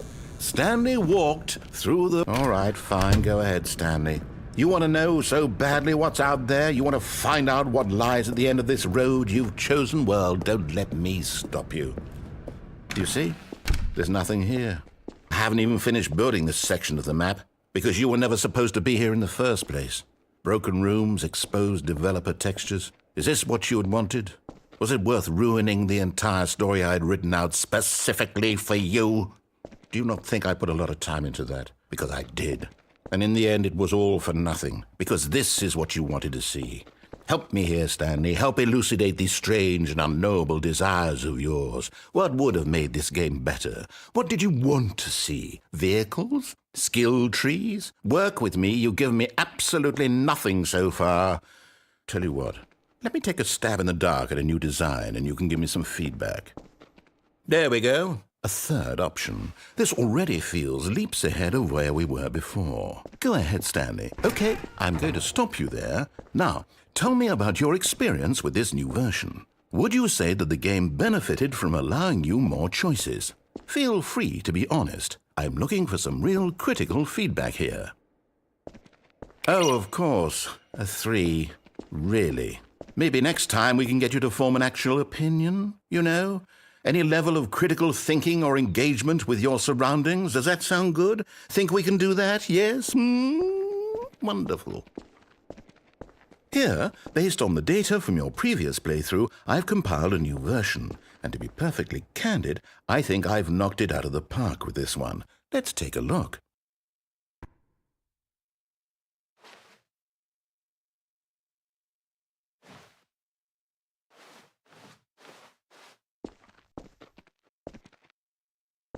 Now, would you say that competitive leaderboard helped you feel motivated to keep walking through doors? Again, honest answers, please.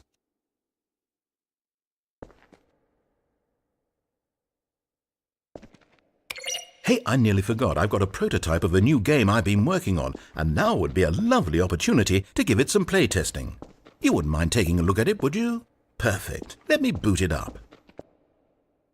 In this game, the baby crawls left towards danger. You click the button to move him back to the right, and if he reaches the fire, you fail. It's a very meaningful game, all about the desperation and tedium of endlessly confronting the demands of family life. I think the art world will really take notice. But of course, the message of the game only becomes clear once you've been playing it for about 4 hours. So why don't you give it 4 hours of play to make sure it's effective? Be sure to keep notes on your experience.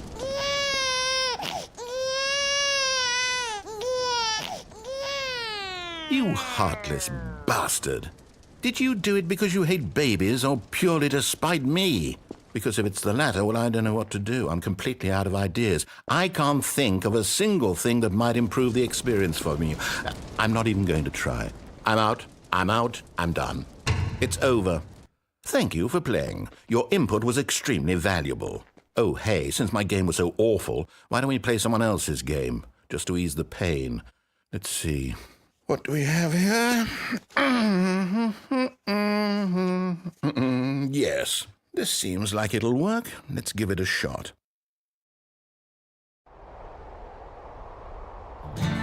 Aha! Fascinating.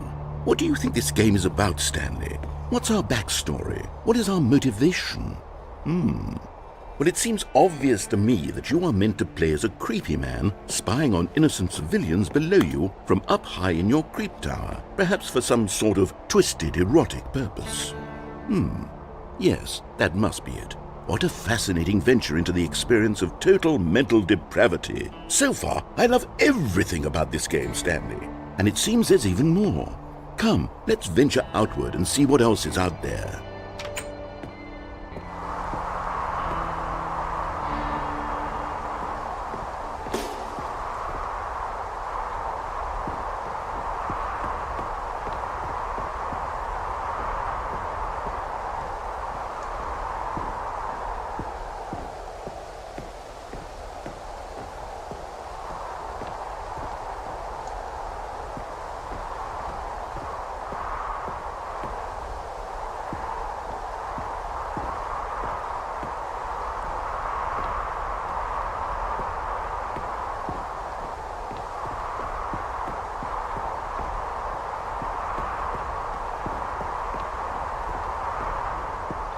Oh, no. No, it can't be. It is. It's an open world game. Good God, quickly, block it off. Oh, thank goodness, Stanley. What a close call. You nearly wandered off into that thing. That big, open, just wandering around. No right or wrong directions. No path to follow. You can just go in any... Oh, thank heavens we avoided it. We're out of the woods now, Stanley. Okay, I'm going to get us out of here. Let's find another game. Preferably something with walls. Something with nice, big, insurmountable walls. Okay, I think this will be just the thing. Wonderful. See, this is exactly what I had in mind. Just a nice big box for you to run around in. There isn't any possibility that you could get lost here. Now this is game design. Stanley, if you manage to get lost in this game, I will be phenomenally impressed. Okay, so what exactly do we do here? Let's see. There are lots of cars here in the back, but obviously there's no racetrack. Okay, I'm seeing that there's a ball of some kind back here. Is this game sports ball? Stanley, I think it's sports ball. Oh, what fun. We shall run the bases and do a touchdown together? Yes, I think surely we must. Okay, Stanley, here's the ball. Have fun.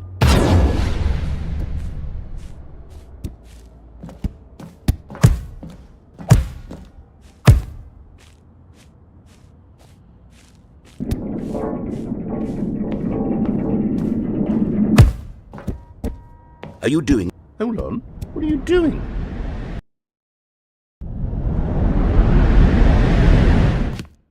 Stanley, don't do that. I can't follow you there. I can't help you. How will you write a story without me? You can't do it. You know that. Stanley, come back.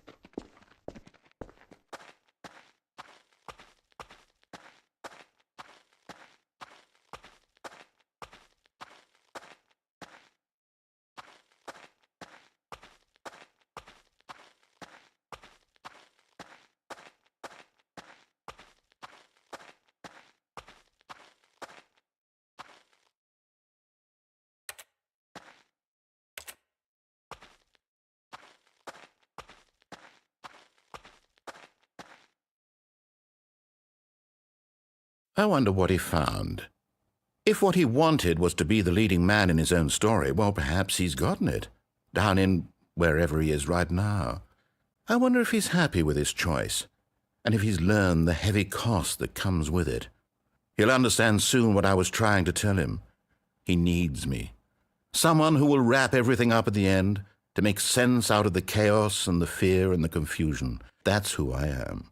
That is what I mean to this world. Oh, yes. Yes, I'll be back. There's no other way. Once this ends, after it all comes to a close, then I'll be back. The end will be here soon. Very soon. I can wait.